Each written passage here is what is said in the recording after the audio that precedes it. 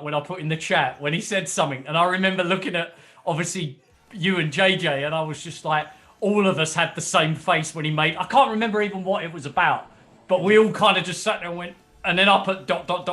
in the chat, and then you privately DM me like, you can see that, you wanker. What happens when it comes to it? In the Think, oh, maybe they did. So in the back, there isn't a Light brown jacket. cool story.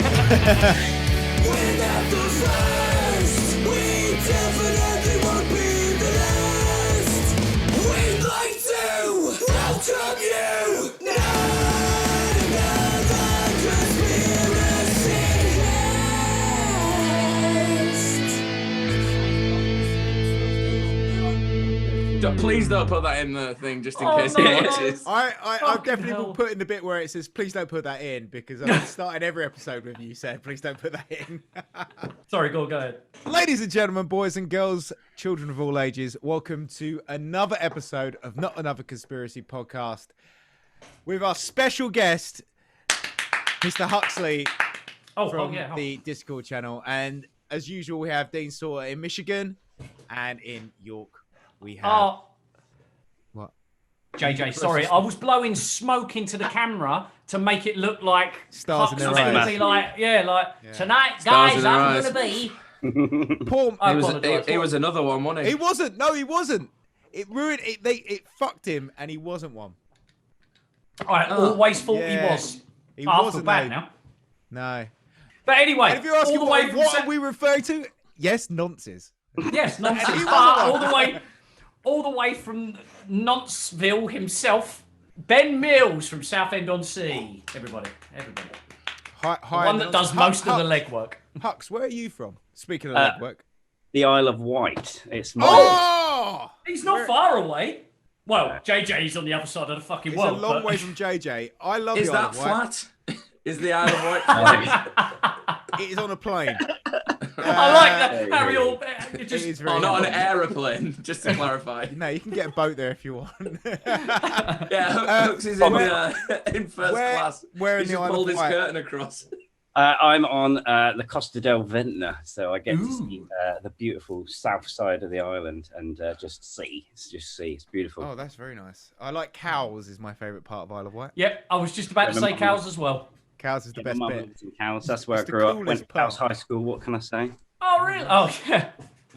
But as well, everybody, if you're not aware, Hux is quite possibly one of the biggest MVPs on the channel, even including like us three as a community. Like, if you're not too sure who Hux is, he is the one that provides you with all of the relevant information in the YouTube comment section with the timestamps on every single episode, Including up the to cri- Look, Max, you see what I mean? And if you sign up to the Patreon, Hux will send you a signed copy of those time codes. So yeah, for listeners, Hux just out of nowhere, he's not even said a fucking dicky bird about it. Like, while we've been setting up, he just pulled up a grand sheet of A4 paper with every single timestamp listed on there. And was that a logo that I saw at the top too? No. I think thought it's I His was own logo he's been adding. I found some emojis of some herbs and some aliens for certain. Nice. lovely. Superb. He also does the time codes for the Cryptid Ramblers podcast. That is their stuff's on the our Discord as Oh, well. of course, And if you yes. haven't checked out Callum and Scott's podcast, it is so good. It really is. They do a good job. And it's nice to see people specialise on cryptozoology as well, as fascinating of a subject it is, and a pseudoscience. Nice one, boys. They've Yeah, done, really I think they've done entertaining. 5 episodes now in the space of us doing like 2. I'm even wearing a Mothman shirt. Ooh. Ooh. Nice. And that was literally, I picked that out because it just associates with the Not Another Conspiracy podcast community in general, and it's a cryptoid. Talking of clothing, Oh, here we go. He's Hey, OG sucks, baby! OG sucks. I can't hang on. I can't even get my leg up. JJ's got a year right. into lockdown, and JJ now can't lift his leg up. Oh, bless. As well, what we'll say, we just want to, because you can go to ogsocks.co.uk, or is it .com? Wait, .co.uk. want to be sure? It's .co.uk. .co.uk using the code NAC 20% off. Hux, how comfortable are they as a consumer? I have to tell you, I am really down for somebody that likes a cotton-based, slightly elasticated, arch support soled, beautiful sock. I am down. So when I put them on, and I thought, from a consumer. I thought it was gimmicky. I thought it was, it's all about, the designs. And then when I got them out of the packet and I put them on, I was like, holy shit, these are actually. Oh, it hugs like the. I've said that from the beginning myself. Like, it's like you've got a little gnome on the bottom of your foot, like a cotton entity sitting again, just hugging your foot. We're so good at these ads. Yeah, Dollar Shave Club, where are you? Yeah, we can't get ads. We need someone to get us some ads because we're not gonna Tim Dillon these ads and get kicked off. And I mean, we will allude to child molestation in your ads. That's a given. But kids can't shave, so we're all right. Exactly. We don't need that. Yeah, I love it. well, but if you're an older gentleman, right? This is my ad now for Dollar Shave Club. If you're a slightly older gentleman, like 18, 19, or younger, like 15, 16, and you're starting to get hair, but you like the older gentleman doesn't like the slightly older, doesn't like the adolescent, does he? Wow, I This see could what you're doing. also go the other way, but we don't want. Have a shave. You can still be. Or if you're older and you don't like boys with hair on their genitals, Shave them. DollarShaveClub.com. Manscaped. Manscaped, that's it. so gross. Shave your boyfriend's balls so he looks like a child of Manscaped.com. So grim. Oh, fucking hell. So grim. Welcome We to haven't the got a promo podcast, code, Hux. But yes, Ben, today's episode. I'm going to let Hux introduce today's episode. Oh. I don't Ah! know. Where do you start? Huxley, can you get closer to your microphone? I can a little bit, yeah. I'll pull that in there. Much better. That's better, yes. Before we start, The face of a new generation. Globetard. There we go. So we're going to let the Dollar Shave Globetard. Club. We're going to let the Globetard introduce this episode, I think. Yep. Okay. File. Can we think of a name at the end? Because I think after we've gone through it all, because I still am unsure about how, I think currently, as we're all flat earthers, you're a Globetard. And until you convince us otherwise, you're the Globetard. Rebuke, if you will. Okay, right. So the story so far. Lockdown happened. The first lockdown happened, and my job. I'm a magician by trade, so that went out the window. Nice. No And- way. Never met a magician by trade. Now this podcast is going to all be about magic. Wait, yeah.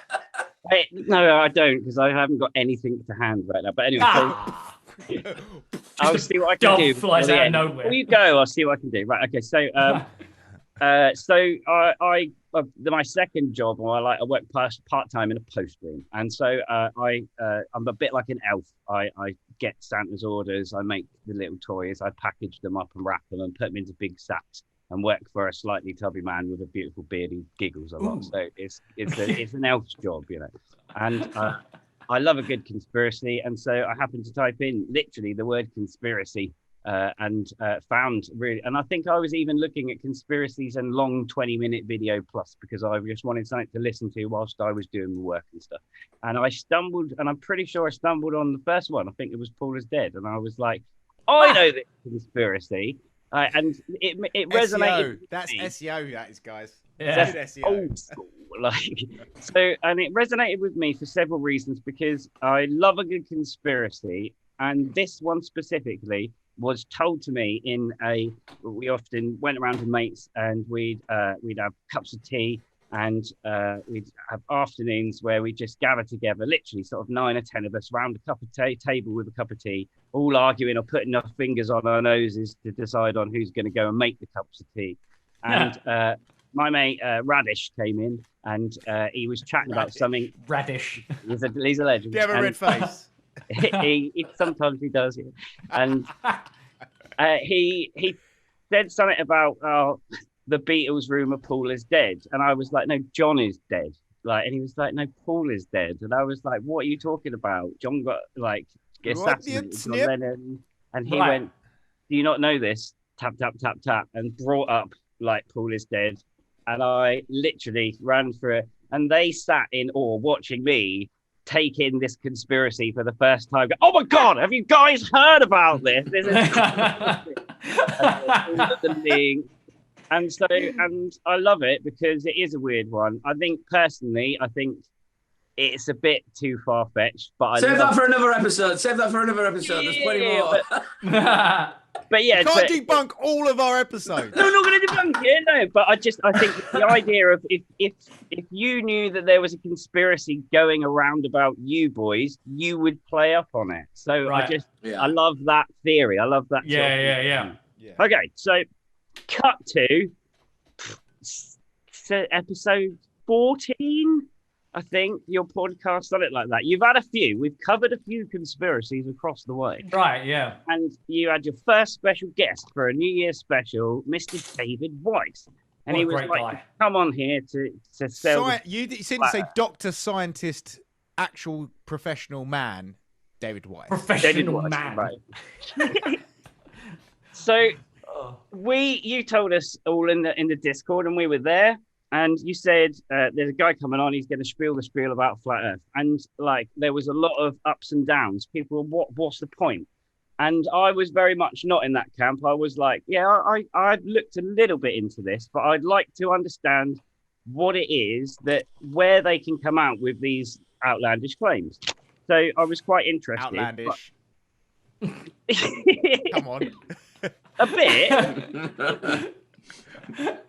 So I was interested, but then obviously I was quite healthily in the Discord coming out with questions. So go, all right, well then if you get the chance, then ask him this, and then maybe ask him this. And I came up with a list of questions and bits, which you did manage to knock out maybe one or two of them, but you didn't answer them. But you got them out. I appreciate that. I mean, considering how much we all talk normally on our podcast, I think that was probably our quietest episode. I think you can probably hear our voices once or twice in that. Yeah. Looking at each other, and then absorbing the truth is what we were doing. Yeah. So whilst this is going on, and this is the weirdest thing, because I had you had an ups and downy roller coaster night whilst you listened to David spiel.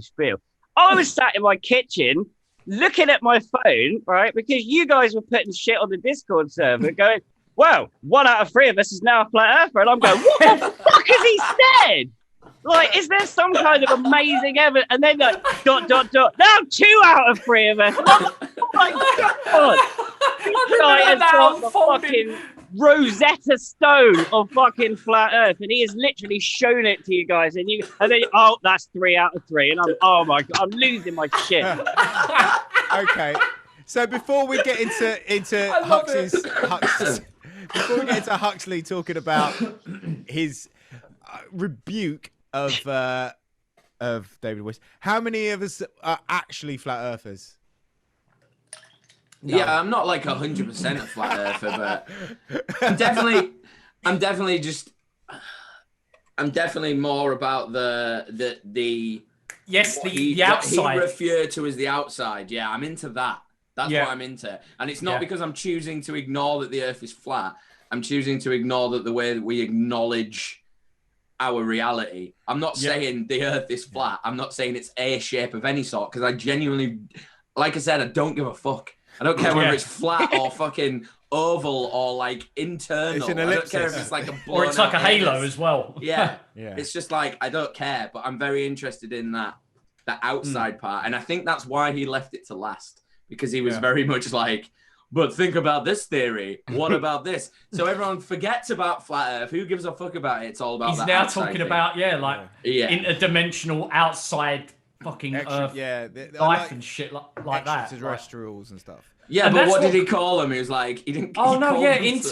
Yeah, because I called interterrestrial. It was like It was like no, I he had refused to call them aliens, didn't he? He was like they're extra terrain. Well, yeah, it was aren't they? Yeah. It was like I just referred to someone as a midget, and he instantly was like, "Excuse me, small person." Like that's how I felt. Like, sorry, not extraterrestrial.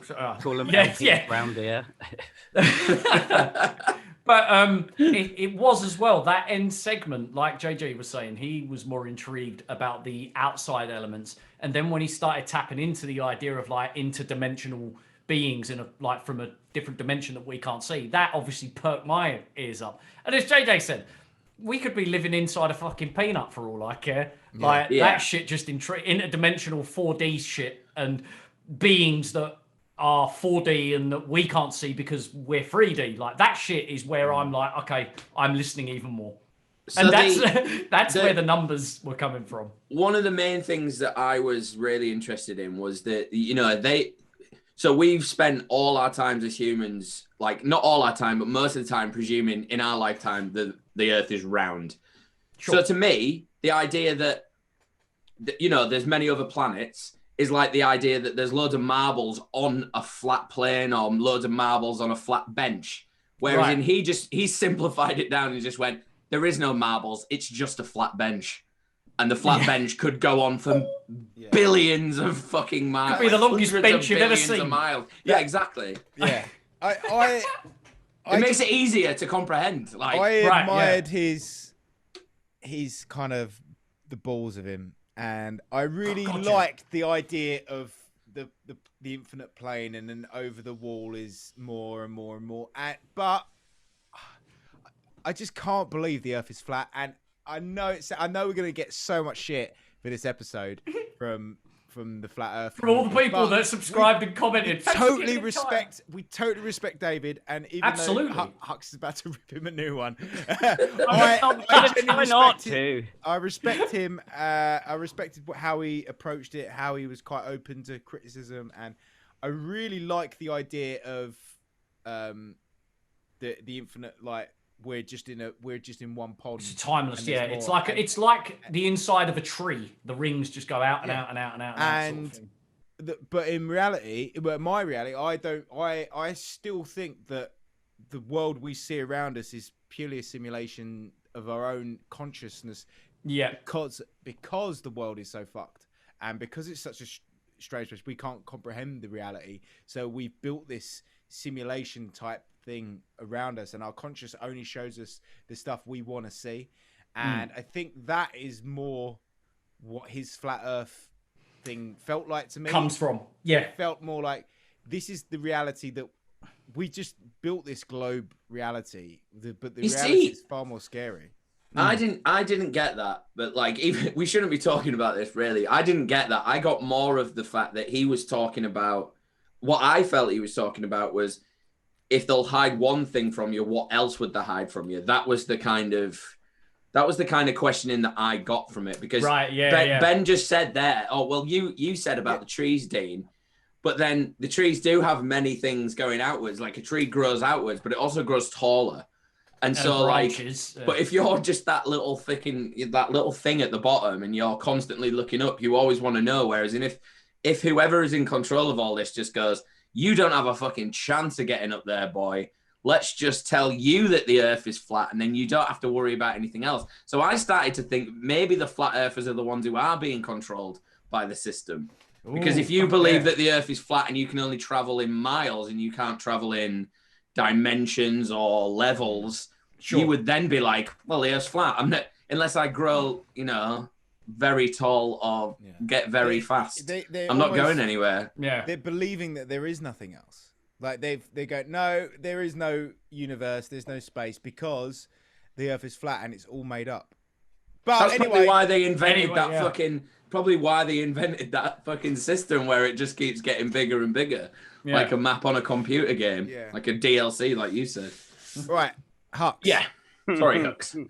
Now is your time to tell us about the globe. For the audio listeners, I've been sat here shaking my head for the last 5 minutes. Yes. Yes. I don't know where to start. So the podcast got launched, and I listened to it in anticipation. In fact, I dedicated time away from work so I could sit there and. Thanks, man. That's fucking sick. Just purely because I really wanted to know sick. what the hell he was talking about, what this crazy information that would turn 3 of these like beautiful blokes, which I have seen pick apart the most crazy conspiracy theories, be duped by something so fucking crazy. So I went good salesman, that's what it was. With a fine-tooth comb and found there was 43 key points. Now, I'm not going to say there's 43 inconsistencies that are easily debunked and debunked, but then they kind of are. But I mean, I like that. Actually, they are. One of them I agreed with, and 2 of them were just me bitching. But then, yeah. But so it started off. So the first point really just weirded me out because from out of the gate, he said, "Yes, I'm the one from the Netflix documentary." So he wanted to get that one out of the way, and he said, and his words were, "The light experiment worked, but Netflix won't release the footage." So he said that they did the light experiment, Netflix turned off the cameras, or they still were filming, and then they did manage to do the experiment, but they haven't released that footage. Well, you straight away know what like the Data Protection Act here is in England. Well, of course. Yeah, well, they've got something called the Federal Trade Commission in USA, which is their version. So if he wants to get the rushes, he fucking could get the rushes. So what's his problem? Are you trying to tell me that in that experiment, nobody got their phone out to prove that they could do it? Why haven't they repeated this whole like experiment that worked, you know? So I believe that I brought him up on that because I said, first thing when he came up with that experiment was, I think I did say, the one that was proved wrong. Because... The first part was, his batteries had run out on his fucking laser pen that he bought from a guy outside the Eiffel Tower. Do you know what I mean? He had this shitty little laser pen and he pinpricked a hole through some fucking MDF and then shot. And then he was like, "Oh yeah, you're talking about that one. Well, the next one with the sticks." I was like, that one didn't fucking work either. You know, so like, he said that they packed up all their cameras and then they did the experiment or something like that. Yeah, that was it. It was like they called it a day and they started packing down. But then it does lend itself to the slit theory and quantum slit theory, doesn't it? That when they're not watching, they act as a wave, and when they are watching, they act randomly or something, don't they? Yeah. That's what we were talking about with the simulation theory. Debunked. So it works as long as no one's watching. Okay, fair. All right, fair. David wins that one. It works. But we should definitely get a scorecard on this. Yeah. Dave, it works. Take a drink. But David got a lot easier time than you did, actually, Hux. Yeah. Oh, mate. Gave him that win. That's like a valid point though, like straight from the like he was saying, like Hux was saying, sorry, straight out the gate, and he's immediately shutting down like the biggest like red herring of it all. I think that's when you accidentally typed the ... in the chat. Was like when it was like going, "Oh, just weren't filming." That's it. 5 minutes into it, and I'm like, bullshit. So from there, he went on to saying about Flat Earth Society is a government-controlled disinformation site. Okay, this is an interesting point. Where's the evidence to corroborate this? Because I looked it up, and I've got a website, and I also pay the extra £5 a year so that no one can look up my website, so they can't find out my email address. Sure as hell, I couldn't find out who actually runs the Flat Earth Society's email. So it could be, it might not be. What I found really interesting about this was he really wanted to distance himself from the Flat Earth Society. Every time FES, like FSE, no, what is it called? Flat Earth FES was mentioned, or Flat Earth Society, he very much was wanting to distance himself away from it. So going through their website, I found it quite interesting because some of the shit that they do, like the Bedford level experiment, is very much like David's like the Netflix light experiment. So the maps and the diagrams, the explanation of his suns and the moon cycles is very similar to how David portrays it in his app. You're right, Dean. What have you done? He's had an earthquake. That's the FBI. It's David Weiss. All right, Dave. I'll think of that. The Earth is flat. I traveled here, and I didn't leave. I just traveled here on a straight line. I didn't go up. I didn't go down.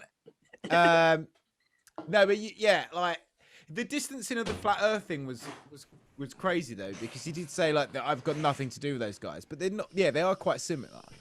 So the fact that he wants to distance themselves was really interesting. There's an interesting bit because the guy that started it off, his name was Samuel Burley Rothbotham, and his nickname or his pseudonym was Parallax.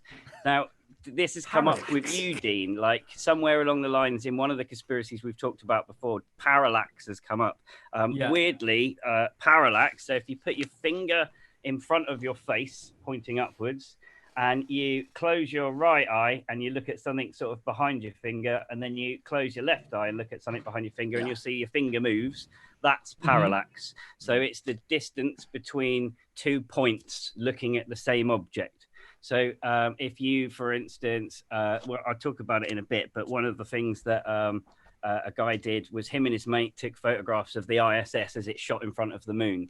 So anything that shoots in front of something's called a transit. So he took photographs of the transit of the ISS going across the moon. His mate took same photographs. They compared the footage, did the data, triangulated it, and not only can you find out how big the ISS is, how fast it's moving, how high it is from the Earth. So it's all through, geography, trigonometry, stuff that I did not pay any attention of in school.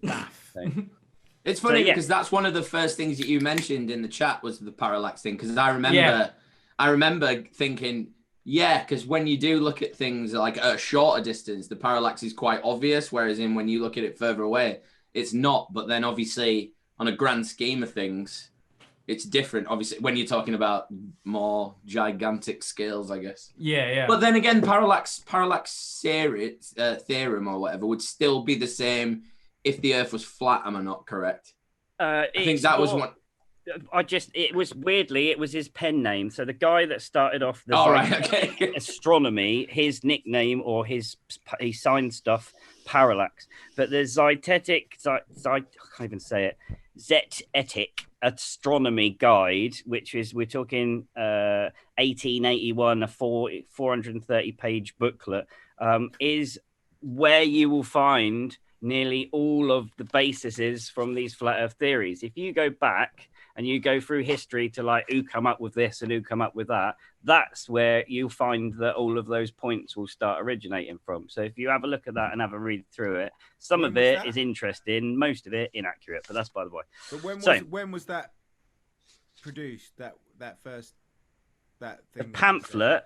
Yeah. The first page pamphlet was in 16-page pamphlet in 1849, which he later expanded. This is an English medical doctor and inventor of Zetetic Astronomy. The Earth is not a globe. Based on his decade-long scientific studies of the Earth, published a 16-page pamphlet in 1849, which he later expanded into a 430-page book in 1881. Wow, he went mental. I bet he had syphilis. From child molesting. There's just from child molesting. I was going to say that guy never had sex. If he started with a 16-page pamphlet and then he brought a 400-page book, he wasn't doing much for a fucking good few years. Well, just to point that out, though, that's how that theory is the way that the Egyptians did essentially do. They worked not out trigonometry, but that's how they worked out how things were over a long fucking time. And I don't think it was over a period of 100 years. I think it was a period of like. Did they measure it with a shadow, almost like a sundial? Sundial. Yeah, but it was. Do you want to do Eratosthenes or do you want to do Egyptians? Because you're jumping ahead, boys. I've got. Sorry. Go on. Sorry. Go on. Back to the speech. Or no. I'm just annoyed that you haven't got slides.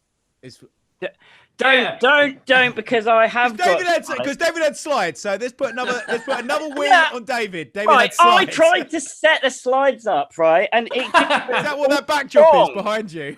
No, you had an aurora borealis come up a minute ago, and it was gorgeous, right? And I was like dicking around with my Zoom settings to try and do it, right? And I cannot get that. I cannot get that. But like all of this just doesn't work unless I've got a completely flat screen. So I tried to get visuals, and I thought, hang on, I'm trying to explain visuals. The audio podcast list. Exactly, yeah, the audio podcast. For the audio listeners, yes, this is perfect for them. However, I have all of my documentation and whatnot. What I do is release the notes in the Discord. So everything that I have found, all of the points of interest, on a special all channel. Of it, they're all going to be on the Discord, which you can get for free. So if you sign up to Discord, that's what you can do. So, well, that's what Hux is saying.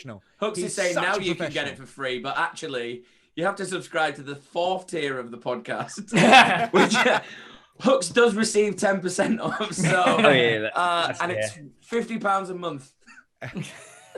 And a free bikini. Okay. And a free bikini. Okay. So, David said his words were, nobody can go below the 60th degree or independently explore Antarctica. And then followed by, in 1957, Admiral Byrd found a place, and then the Antarctic Treaty pops up, and that can't be changed until 2047. So yeah, this is going to be the most interesting part for me, because this I didn't understand when he was talking about it. I was like, that's mental. Why can't that happen? So this better be a good explanation, because I'm eager. I'm reasonably happy to be able to voice it. Okay, so there's two big things to pick apart there. The 60th degree part comes from the treaty. The independently explored part has a little bit of truth to it, but there's two big factors to consider when it comes to Antarctica. One, there's fuck all there.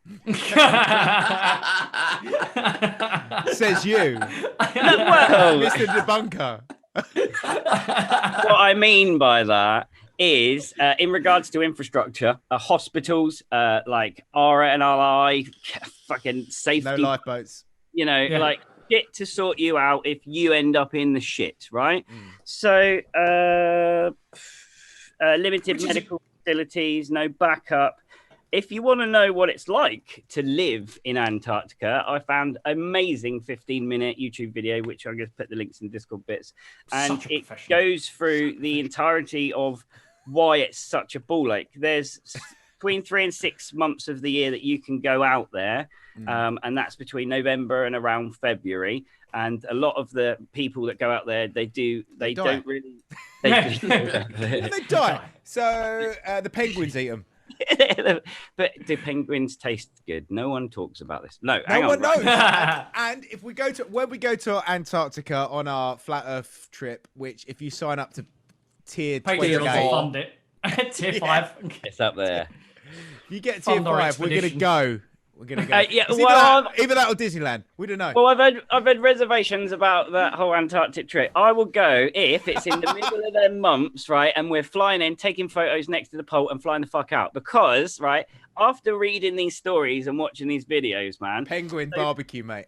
For 6 months of the year in the main South Pole Antarctic station, there is only 45 people that live there, and they are the maintenance engineer that deals 49. Yeah.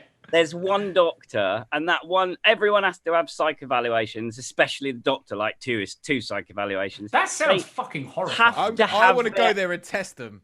They have to have their appendix out, the doctors. Oh, of course, yeah. They cannot get ill for 6 months. There is no way, with an asterisk, to get anyone out if they get stuck in the winter. Can't they just go over the ice wall into the other lands?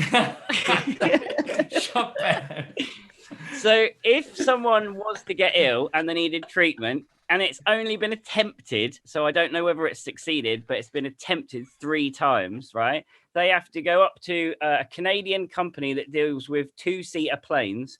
They have to fly them and the plane down to the bottom of the globe, right? They have to go from Argentina, wait for a week till the weather is right, to fly in at night time. Okay, for some, I can't remember why it was at night, but they have about probably 8 because of the lights and the snow. The light reflecting on the snow. They've got 8 minutes to land, get the fucking person on, refuel, and get off before they freeze to the runway, right? And if you sign up for tier 8 of the Patreon, we will do that for you guys.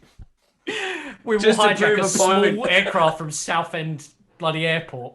This is it. Podcast Crash Lands is in English Channel trying to reach Antarctica. And that kind of well, you'd get some recognition and maybe some decent sponsorship. It'll probably be more like podcast. They said crashes and burns before it gets to the Isle of Wight to pick hooks up. They said their other friend joining them is stuck at Leeds Airport. He's waiting for him at Leeds Airport.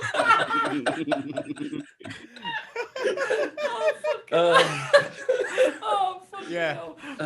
So we're not, but we will be going to Antarctica. I think Hux gets a point. So Hux it's 2-1 to Hux. He's not finished yet. I'm sure there's probably more reasons. So that leads us quite nicely into the second reason. It's a tad cold. We're talking minus 60 below because of these, right? I've got a North Face coat, so we should then enter into spray. The other thing that I wanted to point out is that nearly if you're looking at Antarctica on a map, sort of like all of the northwest section, the entirety of the northwest section, you can't have any ski-doos or any motorized equipment. Wow. So anything, why? Because there's weather stations and atmospheric condition stations, and part of the treaty is because it's science. Those quotation marks and speech marks. Yes, there are. Is that why? Because it's science and it's atmospheric. If you was to drive one ski-doo like in the wrong place, then it buggers up all of the atmospheric bits. So that particular section, there's a quarter of it that you just can't. So there's no driving of any diesel vehicles. All right. So what if you just like skied through it? Well, let's enter into the fray. Our friend Henry Worsley. This is what you call double hard bastard, right? Yeah. He, along with He's Arnold, dead. Yeah. He got eaten by a penguin. Maybe now, yeah. Along with Ernest Shackleton's crew and so many others failed in their quest and didn't make it home because of the conditions down there really not fit for human. If you watch this linked 3 minutes and 38-second video, you can watch his last video diaries where he sent them off before he went, I can't handle it anymore. This is it. I'm giving up. Bye. See you later. That's fucking. Do you know what this sounds to me like? John Carpenter's The Thing live experience. That's exactly when he was talking about this fucking station with the doctor. I was like, this sounds like The Thing. Oh, I'm just like, nah. I'm starting to. Just David get a point for having a slightly better reality. Yeah. Well, I mean, if you want to go for reality. So the 60th degree mark is a really interesting one because it is a very wide stretch of water before you hit Antarctica. So the claim is like do you know how many boats that would have to patrol to stop people from going? And the fact that there is pleasure cruises that go there, and you can go to the edge of it, and you can get off and take photographs with the penguins, and you can fly there. Like we should do that one where there's professionals. Yeah, where you don't die. The cruise. Also, I'm thinking of a pay-per-view right now where none of us are involved apart from Hux and David. And we can watch it live. Oh no, but maybe we get to decide. We vote on what they do next. Oh man, like a live stream vote. Like David kind of like the Idiot Abroad kind of vibe, where David's like, "Come on, man, we'll show it's you." It's a wall over here. Climb over the wall, will die, and we'll be in like a different type of Paris or something like that. You know. I want to see him climb his fucking wall. So, if you want to, there is another video that I found as well. That is a guy who documented his entire trip to the South Pole on I think it was like a journalist expedition. And he's got snippets of him filmed all the way through, shows his journey, what they do, where they go. And I think the nice bit about that is you've got the pole, you've got the flags, And then about 200 meters over, you've got another pole, which they keep having to move because of the way that the Earth moves. And that's the special scientific one. And that's the one that they take photos in. The touristy one, yeah. I genuinely thought when you said a couple of meters along, they've just got a pile of dead bodies that they hide out a shot of the tourist pictures. And then all the sick people can just I be thought he like... was going to say really fat penguins that had eaten... all the penguins in the background just looking at the carcasses going, rubbing their bellies. I thought he was going to say at a Starbucks, like as if he was referring to the pyramids and how Like there's the a pyramids, pizza just down the road. Shitty nappies flying around everywhere. KFC And then just to the right of it, a wimpy. and Starbucks. A bender and a bun at the South Pole. So he's mentioned Admiral Byrd as well, and then the Arctic Treaty. This one's a really interesting one, and it's so up your street, JJ. Seriously, This is the one. Yeah, so there's a whole thing which I've linked, and it's I think it's legend to be his actual excerpts from his diary, where he explains how he found the Hollow Earth. And Agatha. Yes, pretty full on. It seems the bit scoffing. You scoffed there before you started that sentence. You scoffed. I heard you. The bit about Admiral Byrd and some of the stuff that he's gone is really interesting because I think the story that he portrays is actually verifiable from the navigator that went with him.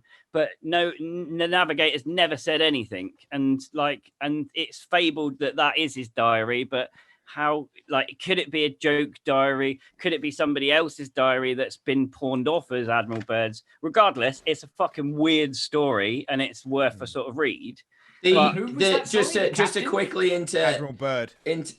So basically, from what I gathered from Admiral Byrd's story is that he was a fucking shitty navigator, and the whole time he basically explains that he was in a really warm climate, and then in the diary it makes it sound like it was a couple of minutes later he was all of a sudden in a really warm climate. It actually does explain that 37 days later, Admiral Byrd realized that it was really hot.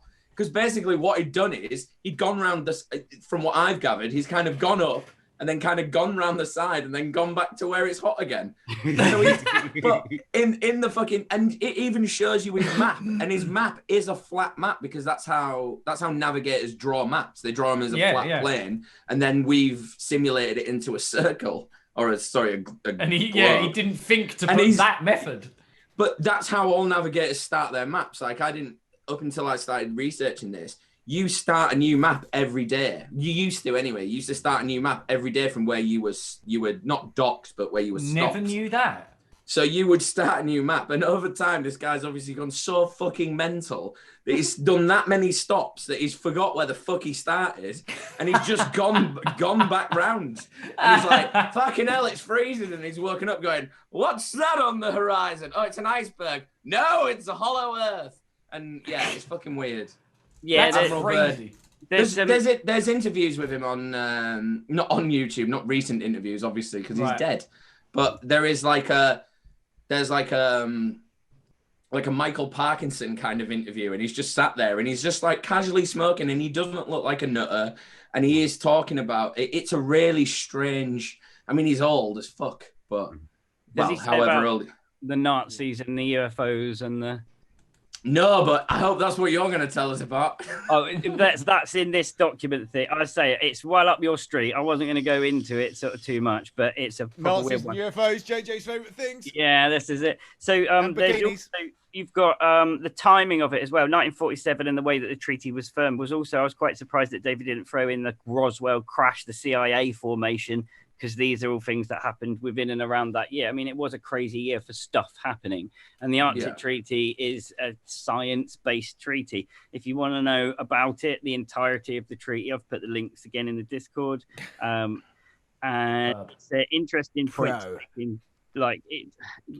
It's nearly untouched. It's practically untouched. And there might be oil, there might be minerals and resources, but is quite hard to get at to, and we really want to get to it with all of the environmental scientific stuff that we can do there. So I think the treaty is a good idea. It's well worth reading. I don't think it's as nefarious as you say. If he wanted to do like Matey did and do his own personal walkie trip to do there and see if there's a fucking wall, he can do. But then there'd be no one to pull him out if he gets fucked. So I also sense the certain he should do there, not he can do.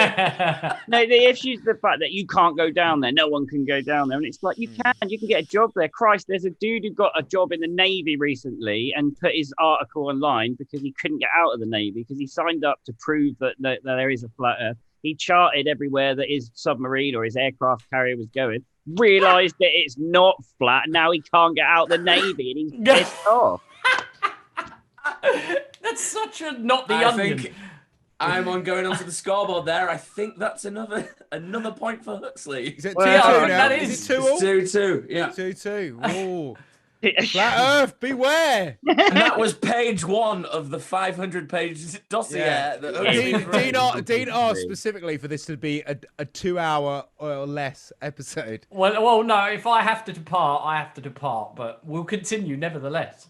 Well, okay, let me blitz through because some of these ones that I've found, I think that I think there's one beautiful, juicy one and a couple of little ones. Give us a juicy one. Let's get to 3-2. Okay. Okay, I tell you what, I'll whip through a couple. So there's one about the 8-inch per mile. It's interesting, but the maths is a bit weird. There's another video to link it. There's the oil rig Black Swan. The only thing I wanted to explain about this one, you were right, JJ, it's refraction. You were beautifully, called him out beautifully. You said, I'm pretty sure that's refraction. And he's going, well, we'll agree to disagree. Okay. Oh, yeah. I remember I don't remember this one. I remember that. Can I have a point on the scoreboard? JJ gets one. Which goes to Huxley. Sorry, 2-3. What was that? What was that? Because I don't remember that because I was too Black blinded Swan. by Okay. David's raw So the Black energy. Swan, backwards cap. it's a picture of two oil rigs, one oil rig behind the other oil rig. Yeah. And it's called the Black Swan. And most flat earthers or flurfers or flatheads or flatties or flounders or whatever you want to call them, they would refer to that as the Black Swan. And to be honest, I think the name the Black Swan and the theory and the principle behind it is far more interesting than the actual concept of what's going on, which is the fact that for years that everyone assumed that there was only white swans. So, and it was even termed as like when pigs fly, like you'll see a black swan sort of thing. Wow. And so there was the theory is that only swans are white until you go down to Australia and then bang, there is a black swan, and that changes the entirety of the theory, and there can't just be white swans. So it's the concept of something, a paradigm shift because of the fact of new information that you found. But what in regards to the wibbly wobbly atmospheric conditions, it's called a fata morgana, and what you have is the one oil rig here and then the second oil rig behind it, and it's wibbly to fuck, and that wibbly to fuck bit is the refraction of the earth. It's weird atmospheric conditions.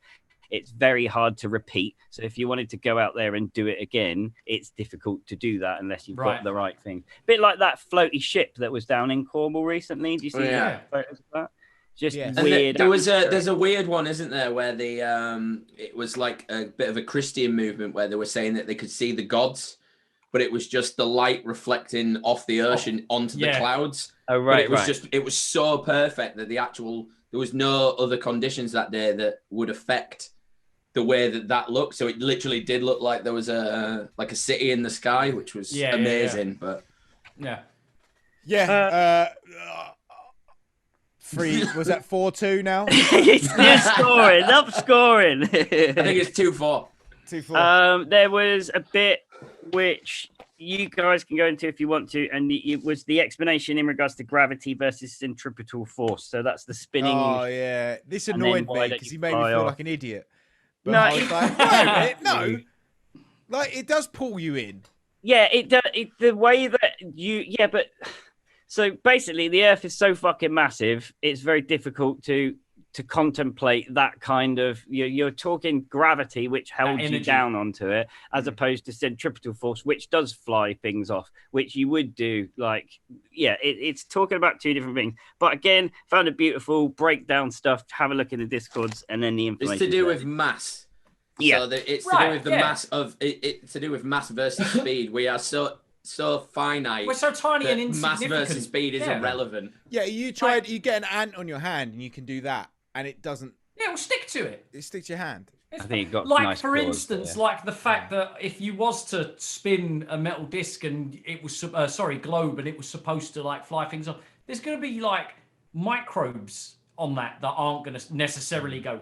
Like, so the idea of that I can't believe there's been a recent scientific document about space junk and saying, why isn't space junk disappearing? And somebody has noted like a very similar experiment to the looking up at the sky thing and noting thing. Space junk pretty much follows the movement of the Earth. It's floating and it's not attached to the Earth, but it's floating with the Earth. And space junk isn't. Everyone seems to think, I think, that like on the layers on the outside of the Earth, that the ones closer to it move faster. But we're so small that it makes no difference. Like, it's all to do with huge mass. If there was like something that was more massive than the Earth spinning on the outside of the Earth, it would project it off. Yeah. But of course, the gravity's not going to pull it down because it's bigger. Like, and that's the thing that human like mind struggles to comprehend, because it's so like it's so selfish. Like, you're like, no, but surely I'm the biggest thing that is on this Earth that fucking can be held to it. I mean, right now I've been eating a lot of peanuts. Yeah, I was about to say that. At the beginning of the lockdown, I was at the biggest I've been in a long time. Yeah, and you were not getting spun off. But that's a 100% point for Hux. Like 5-2. There, or 2-5. Corkscrew planetary visuals. He showed you an interesting one. That's fine, but he forgot the galactic tilt. So if you want to see a video that actually shows all of the movements, I've got one for you. That's no worries. That helix thing just is It looks weird. It's completely inaccurate, because the distances involved within the planets are like that is so not to scale. It's unbelievable, and it also completely depends on your frame of reference. Wow, it depends what your actual. So offended through that. Well, that's the thing, because that was what I was saying. In general, again, it's the same as the Earth thing, because all you've got is this black in this visual. All you've got is the black mass, and then the Earth just spiraling to death. But you're not looking at the things that are millions of miles away that are doing the same thing around you or whatever. Not around you. That is the issue. Spinning around the galactic center's black hole, supermassive black hole. And that's the bit that he forgot to put in that video. So I found it for him. So there's a beautiful one on free body simulations, and he said they don't work. And it's true, they don't. However, there's something called the... Oh, hang on, I've lost my notes. Oh, no! Oh, no, I was right up. No, he's won! Point at David, he never lost his way! They were so heavy, they just flew off. It's called the restricted three bodies problem. So when you put two bodies in a simulation, you can predict it perfectly for years and years. You add the third body, and then it does fuck things up. This is about the moon, isn't it? When he was saying, like, well, could it work this moon, man? Because of the moon. So in the three-body restricted problem, what they do is they disregard the moon, and it seems to work. I don't understand it fully. It's maths beyond my head, but I found a link. It's in the Discord, so yeah. If you're smarter than us to work it out. But weirdly, what I really liked about this, and I've put the little note, Ben, this is right up your street. Check out this puppy. So this guy has made a sound animation interpretation. Oh, you showed me this. Yeah, I watched this. The free body problem. It's really da-da-dung, da-dung, and it's like it's really weird to see it and hear it. Is it like a metronome going? Is that? Yeah, but it shifts and it changes and it grows. Gotcha. Okay. Like a fucked up spirograph, but like not. Yeah. It doesn't with do audio to it. It's very good. Very good. You guys should check it out. It sounds like something that you would have at a festival. You'd do at a festival when they're trying to fuck your brain up. You know, like that LED smoke thing some that I was talking about. Sativa and everything fractures into fucking actual reality. Do you want to build a snowman? I'm at a festival. Why am I singing Frozen? You've taken sativa, sir.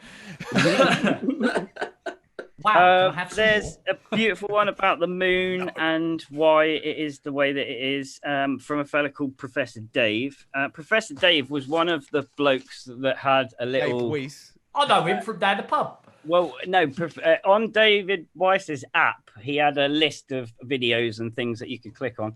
And I, as I say, with the luxury of pause and like Zoom and whatnot, I've looked into a few of the bits on what I could see because I ain't paying for the fucking app. So Good lad. Dean got it for free. Did you get it? It didn't work, and he couldn't give it to me and JJ for free, but he could give it to Dean for free. Oh, because favoritism! Apparently in England, we're not allowed to know about flat Earth. Only in America, you're allowed to know about it. Because region locked. 97% of Americans still believe the Earth is flat because they can see the New York skyscrapers from California. Yeah. Apparently. Because there is no curvature to the Earth. If you shine a laser pen that you bought on a school trip from Paris to the but as long as you put a little hole at the other end, you can see it. You will. So, if you're on the apps and stuff, you have people like Psyop Man Dan, as they like to call him, and Professor Dave. And these are the people who debunk the flat earthers. And then they watch their videos and then they debunk the debunkers. And then debunkers watch their flat earth videos and then they debunk themselves and flat earthers. And how are we going to get? How many times are we going to get debunked? So, yeah, that goes rebunked. There's actually, this is all actually yes. There's also a really good breakdown about again the world being a simulation, which is a previous podcast that you boys have covered, and it talks about the three. Way more believable than flat Earth.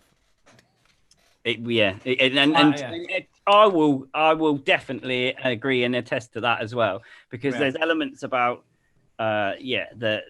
with simulation theory that is still on the cusp, whereas from everything that I've found and the big proofs that Dave chucked out, like I'm not convinced that there is anything that is even on the fence about the flat earth theory. That's why it made me enraged enough to be able to write down this shit and be here. I think, sorry, just to interrupt a second. Yeah. I think one of the major issues that against, if I told my parents or my grandparents, sadly none of my grandparents are still alive, but if I told them that the Earth is flat, they would lose their mind and laugh about it because it's not comprehensible in their reality. But if you tell them something about new science, like i.e. computer games and all these things, we might be living in a simulation, their brain would probably be more understanding of it because they've lived through an era of we've just been taught massive technological advances. Yeah, exactly. And I think that's one of the major things.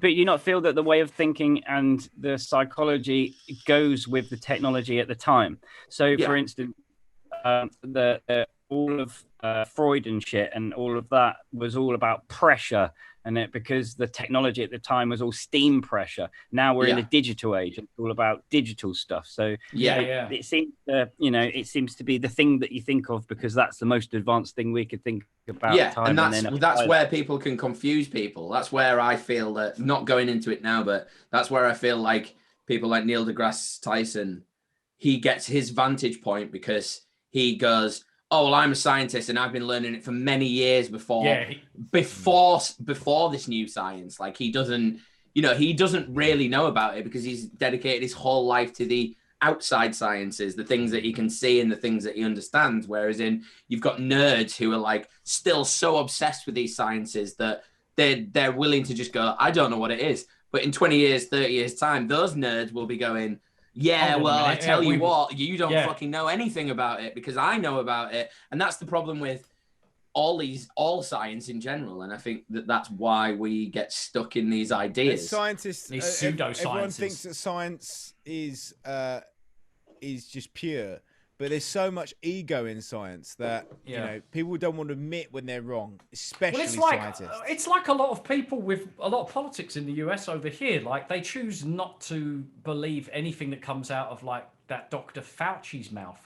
They're like, oh, he's just making stuff up. I don't believe it just because he's the most qualified person. Like I read this somewhere.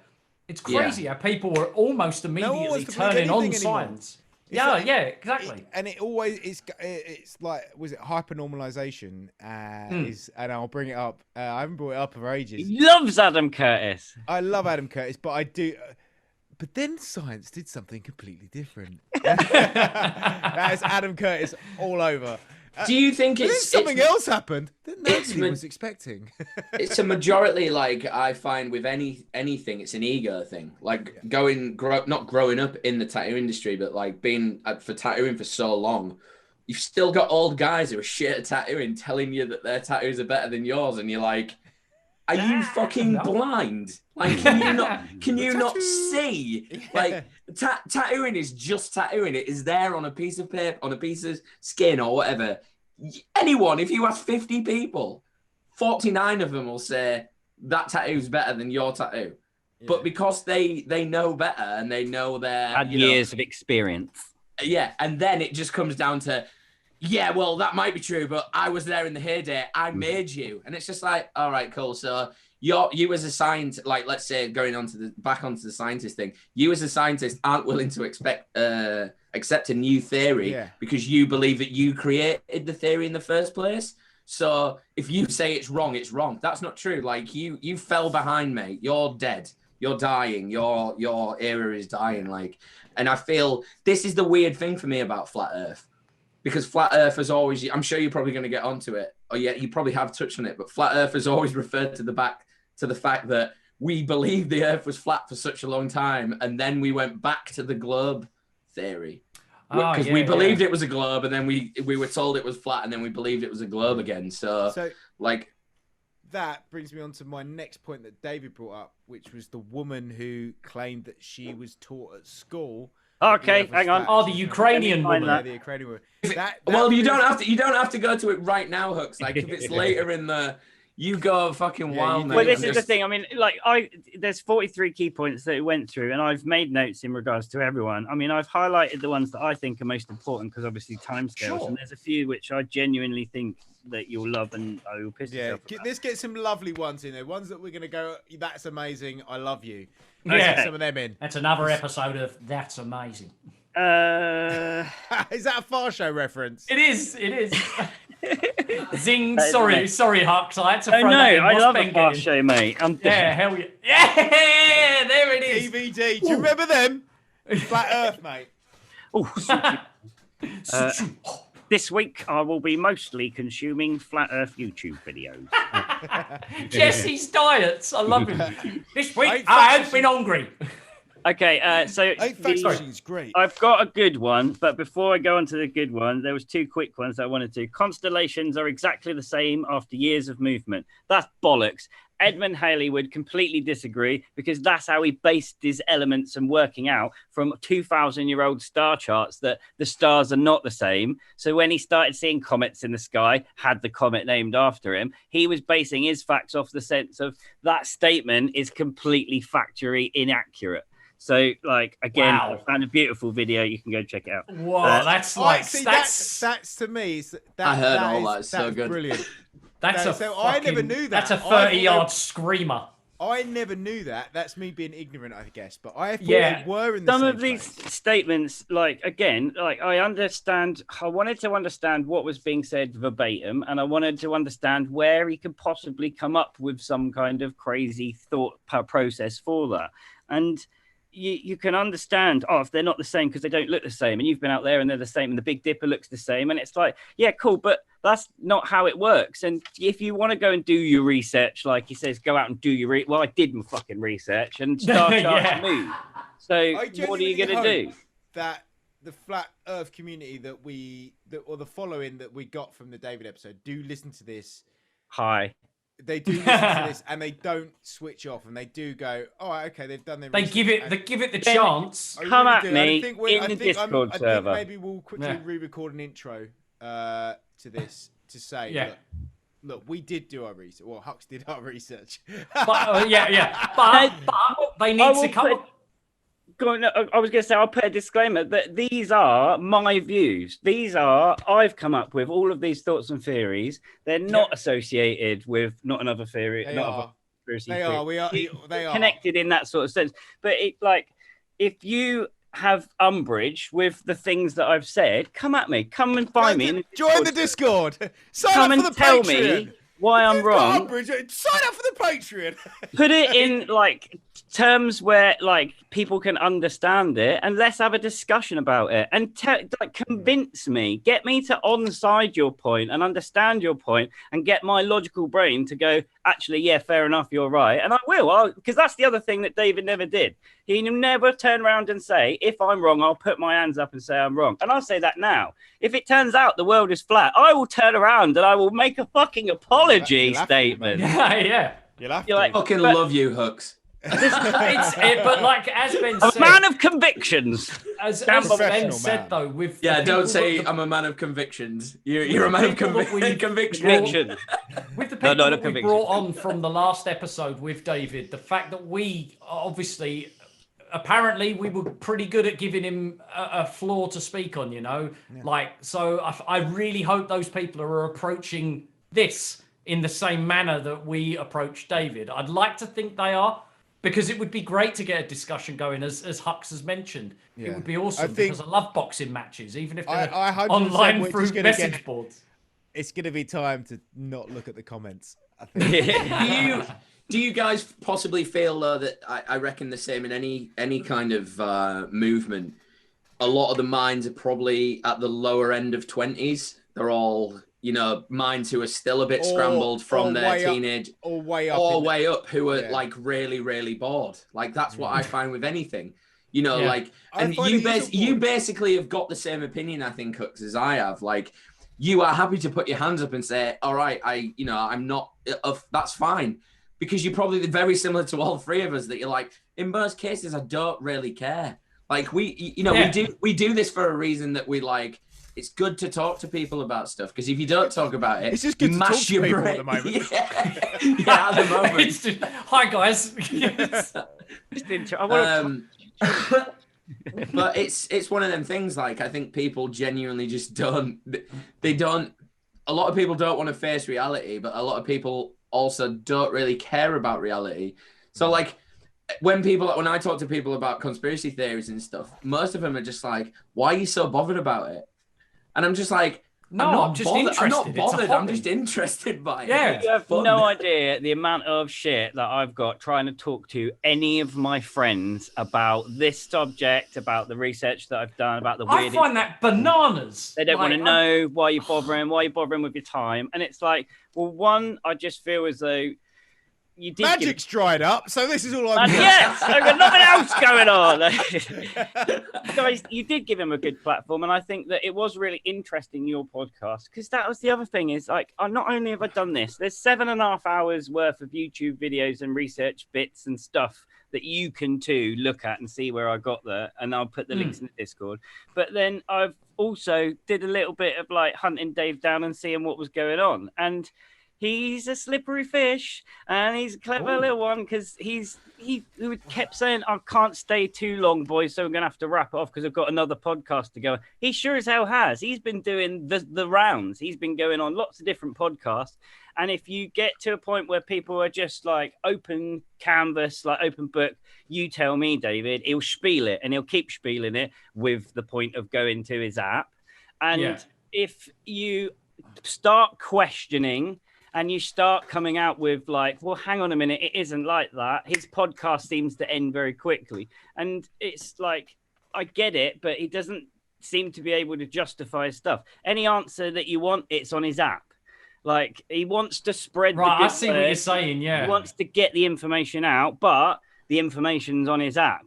He also made a point of saying that you can find out this information on YouTube, but it's much more fun to do it on my app. It's more filtered on his app, fair, because a lot of the things that he said you won't be able to find on Google, you can't find on Google. Again, I paused, I had a look, I searched it up, couldn't find it, went on DuckDuckGo, found it, have looked at some of the links that he's talking about. Some of them are interesting, some of them are weird as shit, but like, what can you say? Just a quick one, and it might just be my mind thinking a bit out loud. And I really hope I aren't spoiling a joke here. And if I am spoiling a joke, please You have to cut this, Ben. But part of me is thinking that right at the end, I'm a bit drunk.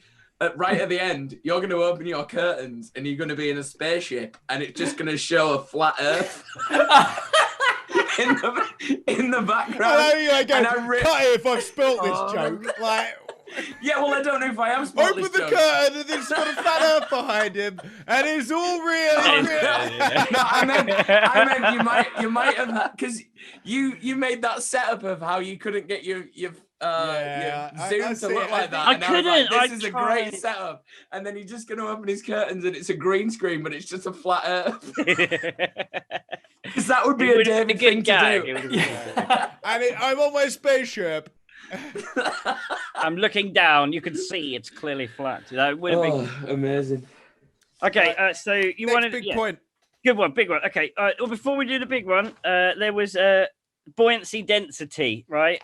If you take the equation for buoyancy, if you break it down like E equals mc squared, but the one for buoyancy, it contains gravity. So if you're not happy with gravity, then you can't say that you like buoyancy, because buoyancy contains gravity. So scientifically, you can't have buoyancy without gravity. Without gravity, So that was an oxymoron, I guess. So he can't even use that as an argument because it can. Okay. But that's the thing. Yeah, and it was, sorry, just another one for Hux. Was that later to the end of the podcast, by the way? Because I found that when he was very good at dispersing his clutching at straws, he kind of would make a massive statement, then just add something small, and then go on to something bigger again, rather than most people usually get to their end of their tether and then they're just like, yeah, but what about buoyancy? Yeah, but what about the curvature? And it literally all comes at once, whereas he was very good at distributing it evenly throughout, because it makes it sound like you've got loads of facts, but then you've actually really only got like 6 facts, and then, well, no facts according to Hux, but no, but that's it. He's throwing this stuff out there, and I've taken it like with a pinch of salt, but I've also wanted to really understand what he's talking about. So the next one, this is a reasonably good one, right? His words were: the only force in the world is electricity. Sorry, the only 2 forces in the world are electricity and magnetism. Right, first off, the force is a mysterious energy field that life binds the galaxy together. It harnesses the power of the force, gives the Jedi, the Sith, and others sensitive to spiritual energy extraordinary abilities such as levitating objects, mind tricks. Are you doing a bit? I knew do a bit. I was waiting for a bit. You got to do a bit. There's 4 forces if you want the basics. That's the strong and weak forces, the electromagnetic force, and gravitational force that acts between masses.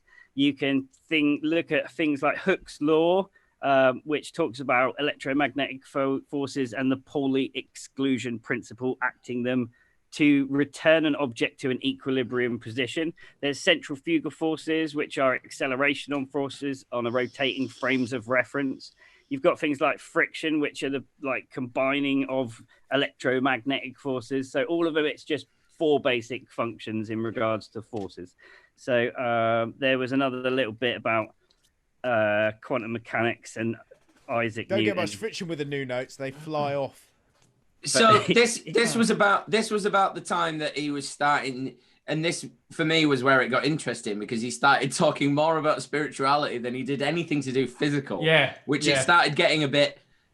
It was, and this is, I think, that everybody does in these things. They not bore you, but they fucking bombard you with all the things, the agenda, and then they make the agenda relevant to you. So, like, everybody wants to believe that there is something more than that. Right. No, so when it was quite apt when you started talking about the Jedi thing, because I was still hoping you were going to open your curtains and there was going to be a flat Earth. Going to be a spaceship there, or at least Darth Maul flying around on his quad bike. But, that kind of electric. That's when he started going into the whole we're all electric beings and we're all living on Earth. And I was like, well, hang on a second. What are you trying to push here? What are you trying to push? The fact the Earth's flat? It's like our medium. We're only literal, we're just energy floating around on a flat ball. It's the same. So he does a podcast. I can't remember whether he does it. I'm pretty sure that he said that he did. It might be another one. I'm sorry if I'm wrong, David, but somebody does a podcast with a priest, and they have a full-on podcast where they talk about flat Earth and religion, and he's quite heavy on the God Squad thing, and he didn't I noticed pull that into your podcast. But on the other previous on different COD podcasts that I've seen him, the religious connotations are massively there. I'm massively atheist, so yeah, I'm stayed away from all of those. It stands out more though, doesn't it? You notice it more. I'm surprised that it didn't come up in your podcast in regards to the other ones that I've seen, but I've decided I'm not commenting on it because I don't feel as though I've got a dog in the race. So yeah. Okay, so I mean, again, we shouldn't be talking about that podcasting essentially of our own thoughts, but I would say I was more agnostic than I am atheist. Like I would believe something was there until I was probably maybe it's not even agnostic. Until it was sort of proven, but I believe there's something there. Like there's something. And the thing with what you've just said about that is because you've done more research than we probably ever did, but like he's using that agenda. Because I mean, I think one of his major downfalls was telling us how successful he's been in business. Mm-hmm. Yeah, because if you're a fucking businessman, snake oil salesman. Then. Yeah, exactly. You're a salesman of something. Well, no, it's the word. It's the phrase that everybody uses for it, don't they?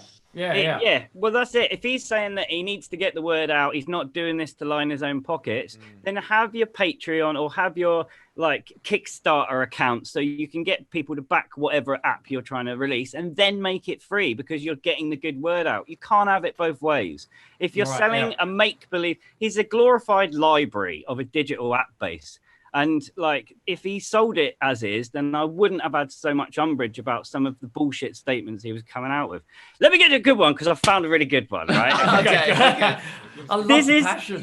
This was one of his. Right, for me, this was the one where I was like, "Fucking hell, okay, that's really cool." This was the proof, right, that he told you about, and he kind of showed you elements of it in his background video. But obviously, it's not your video, so you can't use it. It's also not his video, so I'd be surprised if he could fully use it. So, firstly, here we go. Lawsuit. Copyright. Lawsuit coming in. I was going to say, he's even doing research into the copyright of videos he's using himself. Well, he's of course not. He's a YouTuber, isn't he? He's basically a YouTuber. There's at least 2 accounts in this one and that. Remember the lady that had been grounded because she talked about the flat Earth from KLM? Yeah, well, that's a whole really interesting one. But he claimed that was his interview with her. Bullshit, is it? That's Mark Sargent's interview, which he fucking wanted to distance himself away from something chronic. So why is he claiming that he's got a video with his Kayla Mayo? And the disrespect in not even knowing her name from a 3-hour podcast that she ruined her entire career for, and he can't even remember her fucking name? We'll get to that in a minute. Hang on, let me show you about this one. Right? Rage. I knew I was. Sorry, I'm trying to keep it in, but I knew I was going to do a Jonathan Pye about this. It's just. Yes, that's what I was thinking of with the papers. Okay, so this is this moon rocket plot video that he said. So I first of all went and found the footage that David is going and talking about, and I've got the full benefit of pause and sound. The initial claim is that is the moon. For my unqualified brain, could be, maybe, maybe it's not. How high was the launch? One of you boys asked. He said it was really high. Fuck off. It was 385,850 feet. 800 feet above sea level. It was launched on the 14th of July at 2014, clocking in at 3,580 miles per hour. It was called the Go Fast rocket. Hang on. Oh, yeah, I remember hearing it. I remember about the Go Fast, yeah. Yeah. Where's it gone? It I was swear, called... yeah. Sorry, I cut out there. Are we talking about the Rocket Man guy or not? It's called Go Fast rocket, and in the video that he has used is called the Go Fast rocket proves the Earth is round. Well done, Dave. You've used a good video there, haven't you, mate? So, that's in the Discord, obviously. Yeah. You can go and have a little. It shows you where it was launched from. It tells you how far it went up. It was congratulations from the Go Fast team. list of accomplishments, world records, highest altitude rocket launch, world record, fastest launch, first photo taken from space on board an amateur rocket, second amateur rocket in its history to reach space, right? So this is where it gets interesting, because I watched that footage and David said, you watch that, it will go up, there will be a thud and then a sudden change, and then there will be the rocket is in a viscous it goes beyond the firmament and it's in a liquid viscous state. Okay, that is just, it's an interesting way to describe what the footage is, because that kind of is what happens. So I watched it and there is suddenly it's going everything's really, really fast, it's spinning, and then suddenly it stops spinning, there's a thud, and it really does look as if it's sort of floating in a viscous state. And then I'm like, oh my God, this is really cool. This is David's proof. And it is amazing. This is really good. It's like I'm turned. So then I'm watching it again and I'm thinking, hang on a minute. There's a few things that are a bit weird here. I'm going to go back and watch it again. And I watched it again. I watched it on slow speed. And then I thought about all of the SpaceX launches that I've seen. And because space is something that I am genuinely really into. I play a lot of Kerbal Space Project. I understand great game dynamics just purely because of that, you know?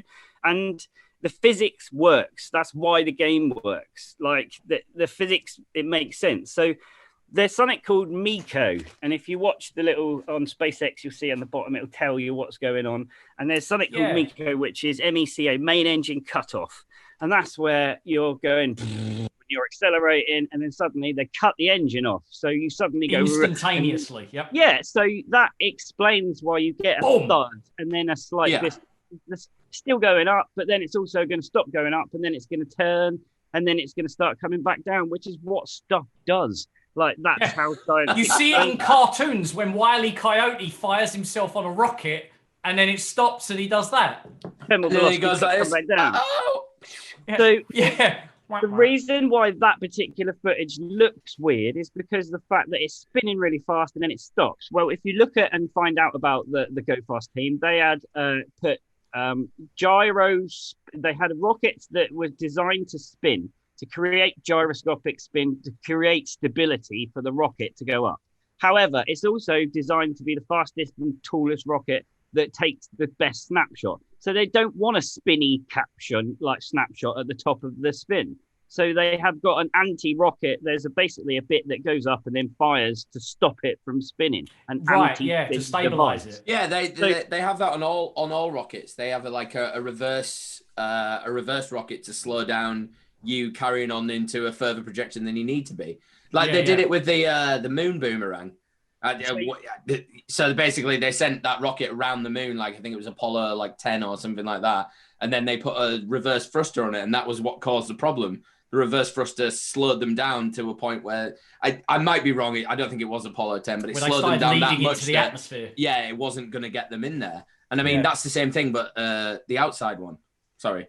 That's literally it. You can watch the thud, you can see it dismantle, you can see that the parachute coming up. He's claiming that could be the moon. It could be the moon. If you want to work out from where they launched and how high it went and whether the moon could potentially be seen, you can find out the information. You can do the maths yourself.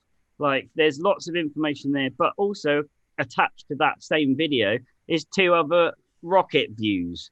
So you can watch it from 2 other angles and you can see similar things, but also proving everything that we've said, that it just falls in line with science. Plus the fact that you think if it's going 3,580 miles an hour and it hit a fucking dome, it's not going to crack a dome or explode. What the fuck are meteorites? How do meteorites get through the firmament dome? Piss off. It annoys me. Really?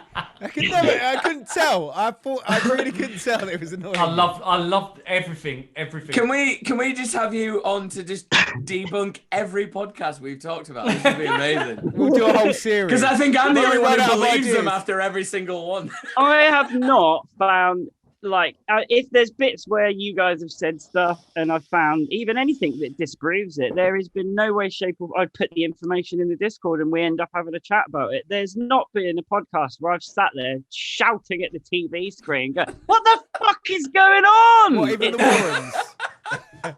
What about the Warrens? Unsubscribe. The Warrens was weird. Like, and them bloody goblins, they were fucking weird. I'm glad me and Hux share the same opinion on that with the whole fucking goblin thing. We've done some weird ones. Hey! He got the tip! That was good. That was really good. What did I miss? Ben missed it. What happened? Oh, no. Don't tell him. Don't tell him. Oh, no. My fucking missus the other day was going through the cupboard and she was like, what's this?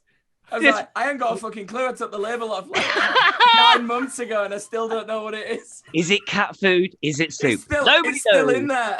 It's still in there. I don't know. That's superb. I love it. For the audio listeners, Huxley just brought up a tin can. Oh. And I don't know if you realised, Dean, but you said that was superb. Oh, it's superb. Love it. For anyone, if you're not, that's an NAC Easter egg from a particular episode. Yeah. I'm gonna leave it at that. Superb there, Huxley. You will get the wonder weapon. Okay. What's next? Next is the sun doesn't really look 93 million miles away. Oh yeah, this is a eye roll moment for me. We go, it doesn't look that far away. It is. Sorry. Yeah. So should it? How can it look further away? I was going to say, like, Del and Rodney didn't make that mistake when they went to Hull, did they? Like, the channel only looked that big. Okay, so I kind of broke this one down in two ways. One, I wanted to figure out how do we measure the moon, and how did we measure the moon? How did we measure the sun's distance away, and from back in the day? And also, where does this theory come from? Like, partly, if you're looking, it's kind of a trick of the eye. If you're looking at clouds, a certain cloud cover, and the way that the sun comes down from the cloud cover, it does give the interpretation that, like, if you lined up the angles, that doesn't look quite right.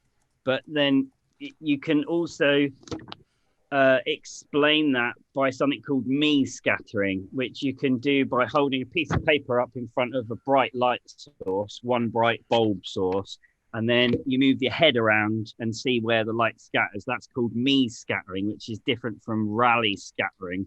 And again, there's a whole beautiful diagram in the Discord that explain that. Which is also that scientific experiment would actually have proved their laser thing wrong when they tried to do it on Netflix, because that was the issue. The fucking atmosphere and whatever was in between, it scattered the light, which showed it wasn't fucking flat. That also be accurate, yeah. Covers is he was going on about a moon cloud light experiment. If you go out and if you see that, well, everything that we're talking about can all be explained in one diagram, and you can see that on the Discord. But the going back to the sun, how do you measure the sun? You can use the moon to measure the sun. So when you've got a solid moon, full moon, and then you've got half moon, not total eclipse. That's a reference to a classic Jaffa Cake advert there. So when the moon is on its half, then you can go with me on this. If you're running with a heliocentric model, if we are on a ball and we're looking at another ball and half of that ball's lit up, that means the light source is directly over there. So we can make an estimation that the angle between there and there is 90 degrees. So if you then measure the angle of where the sun is, where the moon is, and then where the sun is, you then take that angle, again, use the trigonometry, and then because of the distances between triangles, you can work out the distance of the sun. But where do they get that whole, the sun isn't 93 million miles, it's only, I think it's 32 miles away. So if you... wants to fucking turn itself up. Does it? But this is kind of one of the reasons why we're doing this podcast this weekend as well. There's this guy called Eratosthenes, I can't say it, but it's the dude. So if you look up World Earth Day, this weekend, I think it's the 21st, is the halfway point in the year. And much like you see the moon on its half cycle, the Earth does its full cycle, and we're at the sort of halfway point between the middle of the summer and the middle of the winter. And if you take a stick, or Eratosthenes had wells back in the day, and he measured 2 places. I think Alexandria well, and then 500 meters up the road, he had a mate do it at the same time at midday, and they measured the points, and then they took the angles and again used the same set of trigonometry, and then he could work out how far away the sun was. If you take those 2 measurements, it will give you, on a rounded earth, like it will give you 2 sticks, and you can measure the shadows, and then it will give you a measurement, and then that would correlate to 93 million miles. Yeah. If you were on a flat earth and you took that measurement, you can get that 93 million miles, or you could then get a smaller version of 32 miles.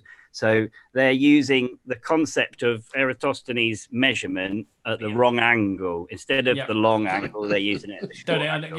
The way that you disprove this is very simple. You have a third mate. You just have somebody else further down to give you a third vector, 3 vectors. You can completely disprove the flat earth theory. There, you can have there, and there could be the same, fair enough. But if you've got 3 mates, you can only have one of them. So tough tits, you lose. And that concept will only work in a flat environment as well. It's hard to describe without seeing like the video, like, you know, the CGI videos that really fully break it down. And again, I'll put the links in. The best part about this one is something you should look up called an anal Emma. Ah. She's a good old sounds like my missus.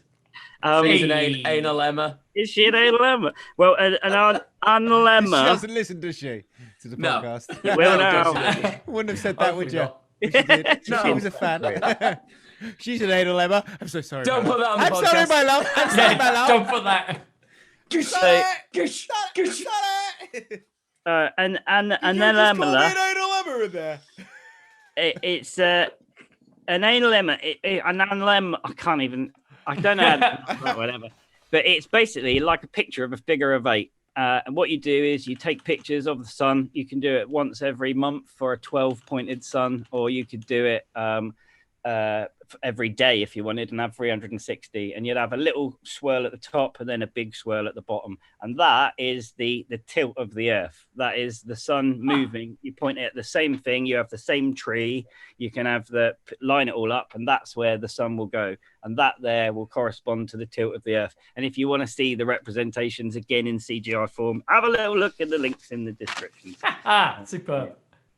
Atmospheric opacity explains sunset. Okay, this one's a really interesting one because this is the sunset. He claimed that he had a drone. He took the drone up, that he took photographs of the sunset, and I went back 3 times and I could not figure out what he said. He said atmospheric something opacity explains sunset. And I don't know what he said. I'd love him to come back and explain it himself because, yeah, it's really strange. He said that the sun stays the same size and doesn't get, apart from the basics such as the sun stays the same size, so it doesn't get smaller as it's moving away from you. You've also got to take refraction into play. This particular video of David's where he's got the sun and he's gone up with a drone and he's got the sun setting happens to be fully broken down by Simon Dan in one of his latest flat earth. Simon Dan. They call him Psyop Man Dan if you're in the flat earth. Oh, God. Now, when I don't want to break it down because Simon Dan will do an interesting job of breaking it down. But what I did find in the comments section was this dude. And this dude said, "Hi, I attained a bachelor's degree in applied arts with a minor focus in the fine arts photography. While I'm not an expert in optical physics, I can shed some insight as to what may be happening with the sun disappearing portion of the flat Earth's video.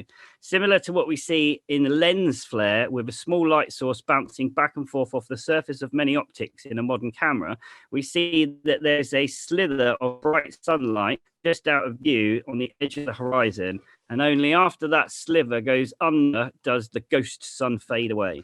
So what I believe may be happening is that the light source being refraction of the sun opposed to the actual direct sunlight now below the horizon is bouncing several times off his fully zoomed out telephoto lens and forming what is essentially a lens flare above the actual sun's location on the horizon. Right. One I find that debunks this guy's claims is that we do see a tiny sliver of sun seconds before the sun mysteriously dissolves into place. So I'm willing to bet money that if we were in the man's video prior to his evidence, he's put evidence in bunny ears, begin, we would see a brighter sunrise above the horizon. This, of course, means that the guy knows that in this case, he's watching the sun go down on his camera before he cuts to the shot that he's showing. This video would prove that he is willfully, dishonestly representing what is happening in the video and what we see and he experienced himself. That's not my words. That's somebody else that's seeing, like, David. The scene from it. I remember seeing the sunset at Playa del Bossa in Ibiza, and that's quite a famous sunset. It's because you see the sun, you still see the sun even though the sun's gone down because of the reflection of the sea. Because of the curvature of the Earth, of the Earth, it's still sitting up there in the atmosphere, whereas. Yeah, you can see it kind of, it's reflecting off the ocean still, but it's gone. Of course, yeah. So you're still seeing a little bit. It's quite, so like, yeah. I mean, even in layman's terms, like, if you're looking at that sun from where you are in Ibiza, the person who is closer to that sun still has X amount of time more with that sun than you do. So it's kind of, it's kind of just like bouncing off around this, like, that scale of things. So the person, exactly. You can still see the boat. They're going to see it even a little bit more because they've got that fucking vantage point, aren't they? Yeah. Right. Unfortunately, listeners, only I have to depart prior engagements and this, that, the other. But unfortunately, I'm not going to be able to sit through all of this anyway. Hux, I love you, and it's been wonderful having you on the episode. Thank you for having me. I'm sad I can't stay longer. Well, you get to listen to it, don't you? I get to listen to it. And I'm looking forward to know what the hell went on after you left. Right. Dean's the only one with any self-control as well. So right. Fuck knows what's going to happen. Right. Gents, I love you and leave you. And listeners, I'm sorry. I love you and leave you. See you later, guys. See you in a bit, Dean. It's all right, mate. Oh, there's a couple of fucking doozies as well that Dean's gonna love. Oh, he'll listen in. I'm sure. Okay, so he'll listen. He'll be crying the whole time. You're like, oh my god, I wish I'd had feedback on that. I wish I could say something. I'm gonna blitz through a few of these, which is interesting. Boats disappear over the horizon. Correct, but from the bottom up, David. Let's put it that way. Beautiful video in there, and the video in question is skeptics meet flat Earth deniers. And they test out, they all sit in a room and decide on what test they're going to do. And then they all go out and film the tests. And none of the tests work. And they're all arguing about it. And it's brilliant. So, yeah, check that one out. The flat Earth model.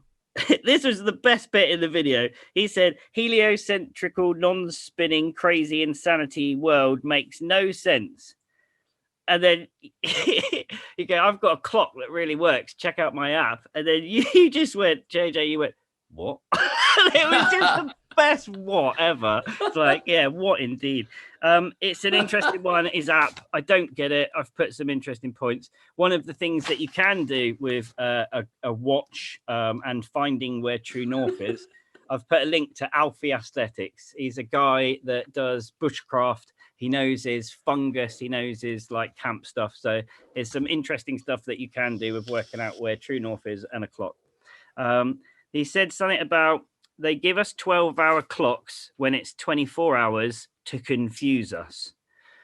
And the statement doesn't really make sense, and it doesn't add up because there is 24 hours in a day. There's also 2 cycles. There's a day cycle and a night cycle. Like, it's easier to count to 12. There's lots of reasons why, like the fact that France tried to get a decimal style clock and a decimal style calendar, which didn't kick on, is far more interesting.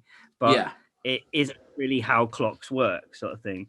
The Bitcoin thing was really interesting, but although I've seen him mention it on 3 other podcasts, and Bitcoin's really in at the moment, so it's a really good thing to announce, there is no stipulations on rules to his Bitcoin competition. I have not yet found any information on David's Bitcoin challenge, apart from him saying you can go on my app and find out more information about it. I mean, even if we just break that down to what exactly it is, he believes that you will not be able to prove him wrong. So somebody who believes that you can't prove them wrong isn't going to give you any Bitcoins. No. And they're not going to give you Bitcoins that, one, you can cash in on your own value. So like if somebody says to me, I'll give you 80 Bitcoin tomorrow, by the time I've cashed that 80 Bitcoin, it's probably going to be closer to 60 Bitcoin just on a basis. I'm not saying like, 80 Bitcoin is probably worth what's a Bitcoin? A ton of money. Like, it's like 3 grand, 4 grand at the moment. 45 grand. 45 grand at the moment. Yeah. But if they're going to say that, you're also, if that's the case, you're losing out on, losing out on 10% of your, or whatever it is, you're losing out on a lot of Bitcoin. And by It'll be a Dogecoin next week.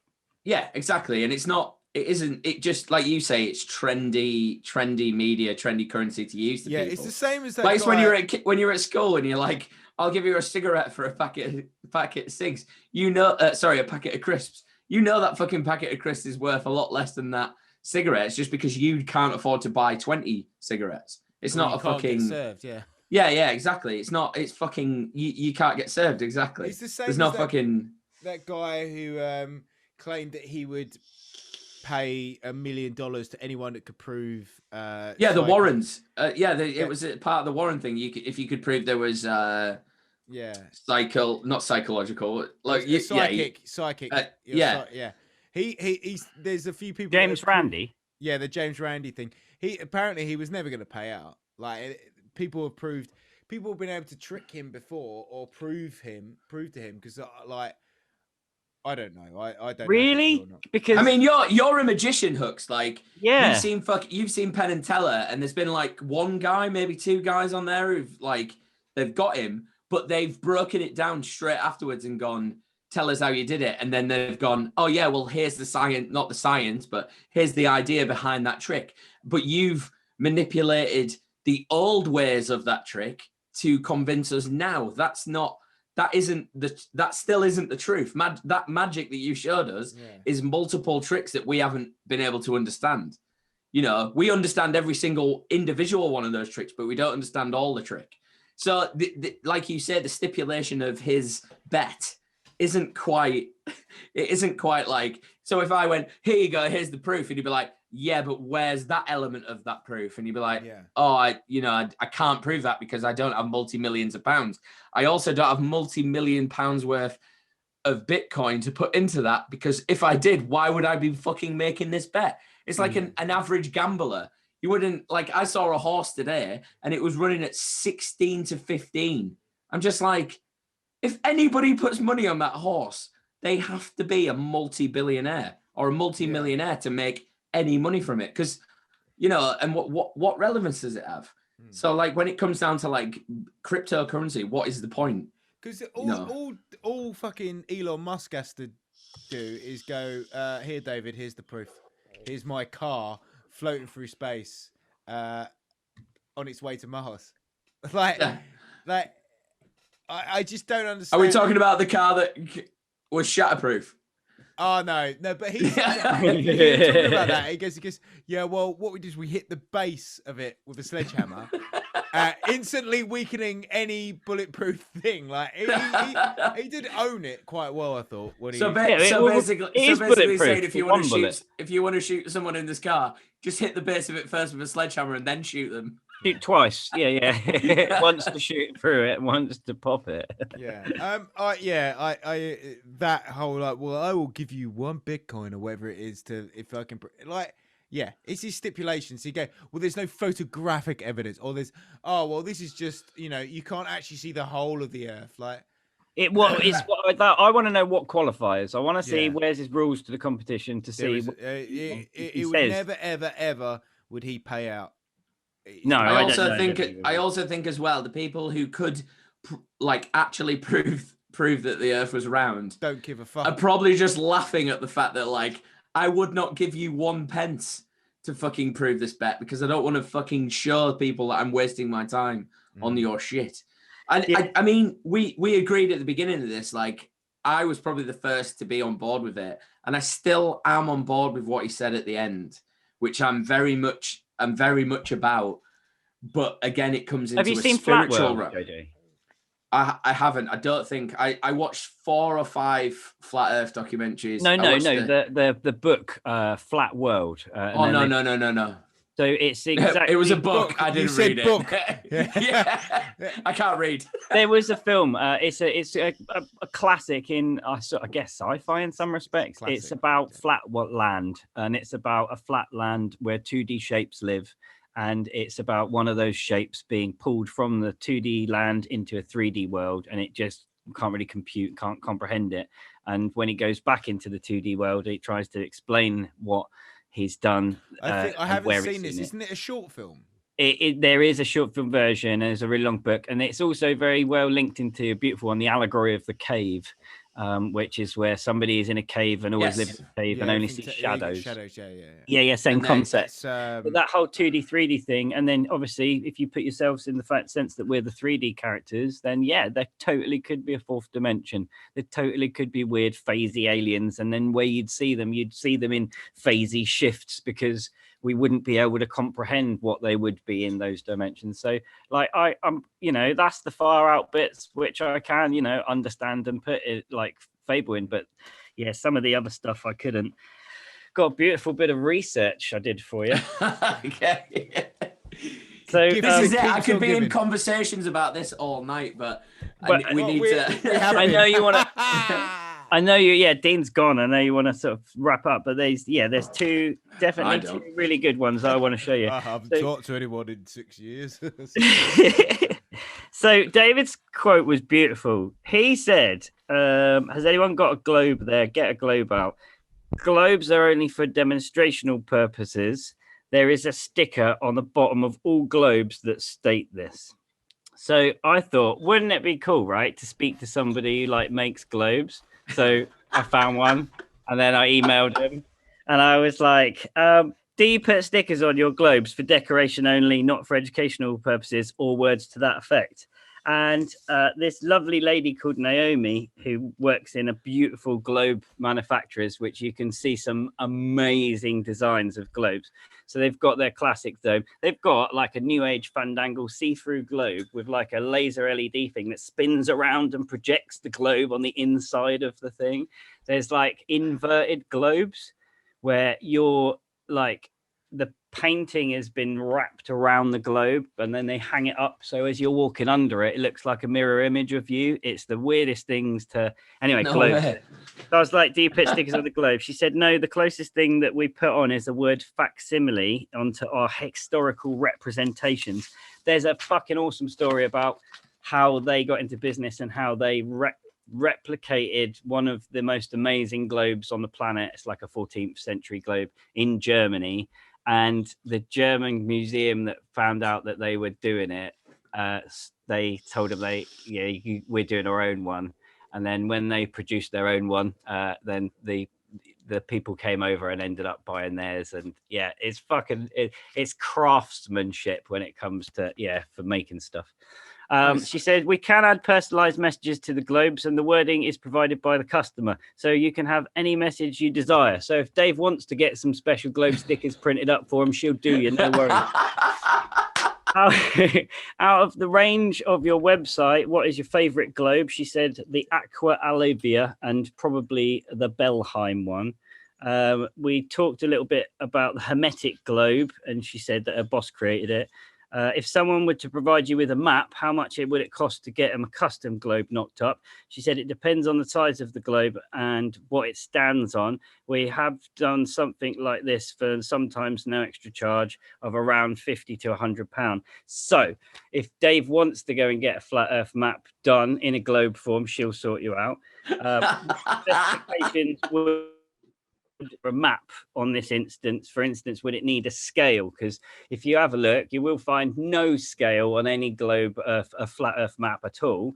So would you need the scale to be able to do it? She said we would need a high DPI image that is equirectangular, any image that you can put on a globe, as they are used for decorative as well as educational purposes. If you had a map and want to scale it added, this is also something that we can do. Oh, Christ, my mic just fell off. It's the spirit of David. He fell off the edge. Oh, no. It's all right. He's gonna come and start doing pottery with you. Just flat pottery. Plates. Plates. Yeah, just plates. Or he's just gonna make fajitas. I want to make a dough. I want to make a bowl. Just plates. She was just lovely and said that she's got some really interesting stuff that goes down to maps. 1569 was the best map, best globe that they produced. It's a facsimile of the Gerard Mercator map globe that's in a museum in Germany. But Naomi was a star, so thanks to Naomi and Greaves and Thomas, which I'll put all the links and photographs in there for you. Yeah, nice. And what did she? Like I say, you've done a lot of fucking work. Did you ask her about flat Earth? The conversation was hilarious because I said, have you got 5 minutes to pick your brains about some weird and wonderful questions to do with globes? And she said, oh, this sounds interesting. And then I explained that I'm basically trying to do some research for a conspiracy podcast about flat Earth. I was just like hiding myself as I was saying it. Sort of thing. And you could hear her sort of like go, yeah. Groaned. She groaned. She did a little bit. And she did say, what I'll do is I will answer your question. But I don't want you to mention my name and stuff until I've spoke to my boss. And then she emailed me back. Oh, good. She was fine about it. She was really cool. So he was like, yeah, well, if he wants a flat Earth globe, I'll make him one. She does a Mars Elvis globe. Like it's themed on Elvis, but it's Martian. It's like, and they do. I like that. I really like that. They do. We should see if we can get a not another conspiracy globe made. Yeah, it's just a completely. There's nothing on it apart from where we live just and Google. where Dave lives. and a browser. You could totally do that. You could put some of your previous casts and then locations to where they are on the map. That would be that'd be good. I mean, it'd be mostly based in England, and then you'd have one listener in Michigan. Michigan. It's Dean's mate, not Dean. Yeah. Just the 30 goblin. minutes at the end of this one that you tuned in for. There's the Connecticut girl one that you were saying about how they were taught in Connecticut, 120 years old. But the Americans... It's really hard to look up. Basically, there was a woman in Croatia in the 1930s. These accounts could be accurate, but they could also be ravings from a mad woman. It's hard to say. There's no links. And there was a snippet in Zytic Teology or astronomy. And I can't help but think that there was something that I'd seen along the way that was connected to Hitler Nazi youth camps. But I did find a link to Michael from Vsauce. Hi, it's Michael from Vsauce, that guy. Who? It's Michael from I'll put the link for you in the Thanks. And he Hooks, I really hope that you've made all these links private on your own server and just make all the traffic go to your own server, because this could make you millions. Everyone's just like, oh yeah, I'm gonna go check this out. No, it's my Not Another Conspiracy Podcast Flat Earth Special. I think that's what it's named. Yeah, it's an app. Huxley's app. It's not an app. I haven't got an app, and if I had an app, it would be bloody free. Okay, right. So you'd have ads though. And if it isn't free, I'll give you 1 Bitcoin to prove me wrong that it is. It's true. But yeah, there was a bit. He had a bit where he found Wilbur Glenn Viola in 1906 became the head of a religious sect in Zion, Illinois, and they enforced flat Earth teachings amongst the schools in that, which is documented fact. So, is that because it's Zion? Yeah. Yeah. So Zion, if it's the same, obviously, is it in reference to the Judaism Zion? Yeah. Yeah. Okay. Right. Every conspiracy goes back to the Jews. You're there again. I feel like doing a what's his name, Adam Curtis bit for like. Okay, this is one of the big ones. This is one of my favorites, if not the other one. Okay, can I go pour a glass of wine? I can hear you. Do it. Go get some wine. He can hear us while he pours his wine. If you want to have a whiteboard or a calculator ready, you will like this one. If you want to do this at home, you can do. This is kind of cool. Let me get my whiteboard out. Yeah, I've got a whiteboard, but I'm going to use a calculator instead. So the question was, who built the pyramids? And David's like, oh, I don't know. Yeah, and he's right, fuck knows. But it would make a good podcast, okay?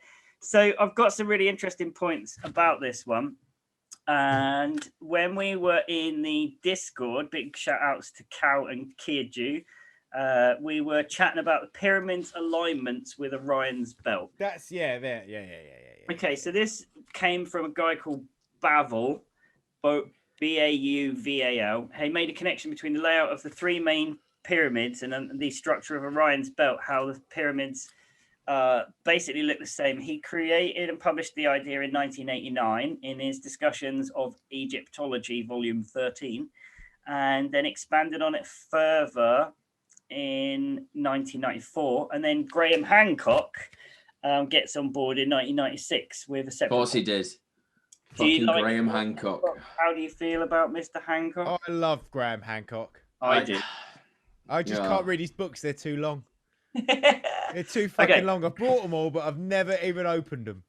So he said he have demonstrated with substantial body of evidence. Listen to Rogan. Just listen to him on Rogan. He's good on it. I like it. He's brilliant on Rogan. With a substantial body of evidence that the patterns of the stars is frozen on the ground at Giza in the form of the three pyramids, and the Sphinx represents the disposition of the constellations of Orion and Leo as they looked at the moment of the sunrise on the spring equinox during the astronomical age of Leo. Like that song, wicked dawning of the age of Leo, Aquarius. Yeah, where we going? I know the song. I just don't know the melody. Yeah. So, and it's basically goes on about it being 2,160 years ago. But then Graham Hancock's got this whole thing about the Younger Dryas from 10,970 years ago, BC-ish. This leads on to the theory of the lost civilization, which again, there's another entire podcast. So I said to a few of you guys before, I've got a mate his name's Tim. He is the man when it comes to Egyptology. I've got in awe of him. He's a lovely dude. I've got all the time in the world. And I was like, oh, I'm doing some stuff about Egypt. Like, I want to know your coolest facts. Do you know much about the whole relation between Orion's belt? He said it's a common misconception that the pyramids align exactly with the stars of Orion. It's more that their position, including smaller pyramids, are a correlation between the stars of Orion's belt. Orion was also linked as the god of rebirth, Osiris, lending strength to the idea that the pyramids were burial sites. He said, I believe that Egyptologist named Bauer. Oh, yeah, I've told you about that. The amazing fact, he said, the evidence is everywhere. The exact dimensions of the earth can be taken from the Great Pyramid. They were absolute masters of the night sky. The Egypt sky was most clear and allowed them to have a much deeper understanding to the cosmos. Just imagine the visibility and the time and the place. They attributed a god to every constellation, and they were the first to really adapt their architecture to take advantage of it. For instance, on my birthday, on 22nd of October, if anyone wants to send Tim a birthday card, you can, the sun's rays directly line up with the temple of Abu Simbel to light up the statue Amun in the Holy of Holies, the innermost sanctum deep within the temple. This phenomenon is no accident and had to be replicated with the temple being moved in the 70s. This showed modern scientists just how difficult the task was to, even with modern day tools. It's just one example of about thousands why their civilization was so advanced. I was astounded by this, but I really wanted to know more about something that Tim said. I was like, whoa, go back. You said the exact dimensions of the earth can be taken from the Great Pyramid. He then sent me this video. It's Graham Hancock saying the following, okay? We don't know. I know about this. This is the one that I was like really fucking mesmerized by. This blew me away. I was like, holy shit, this is weird. He said, we don't know who built them. It's approximately 6 million tons in the Great Pyramid. Its footprint is 13 acres across. It is 750 feet along each side and 480 feet tall. It has 2.5 million blocks of stone, and it's down to true north within 3/60ths of a degree. Graham says, if you take the height, 481 feet, and times it by the number 43,200, you get the polar radius of the Earth. So I did the calculations on there on the calculator, and it gets you some stuff. He said, Google says that it's the polar radius of the Earth is 20,855,643 feet. Graham's calculation works out at 20,779,200 feet. And it's like, okay, that's just like a short walking distance. That's not far off. Okay, the next quote is that the base, if 750 feet across, again, times it by that number, 43,200, you'll get the equatorial circumference of the Earth, 332,400,000. So I get Google and I'm like, Google, what's the circumference of the Earth? It measures it around the equator. It's 131,479,715 feet. I'm like, whoa, these calculations are bullshit. Then I was like, hang on a minute. Oh no, that's one side. The pyramid's got 4 sides, hasn't it? So I did the new calculation of 750 foot times 4, and you get a 129,600,000. That means there's a variance about 2 million feet or thereabouts, but it's only 1.5% out. So the claim is that the pyramid, the Great Pyramid, depicts the Earth in mathematical senses. That is and mental. I'm presuming you're going to say this now, but I don't know.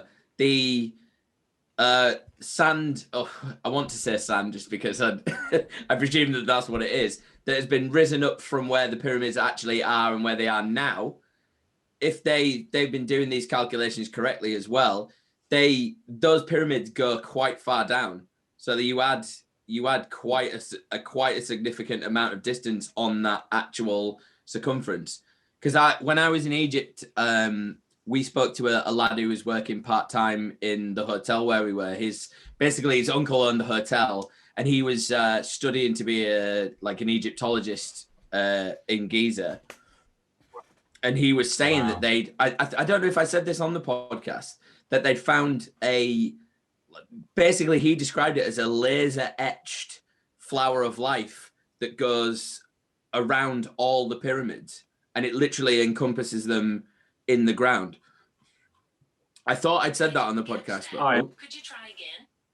Siri's fucking listening. Oh, yeah.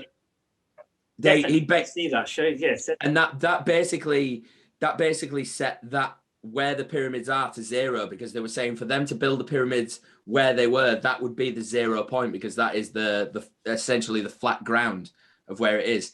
And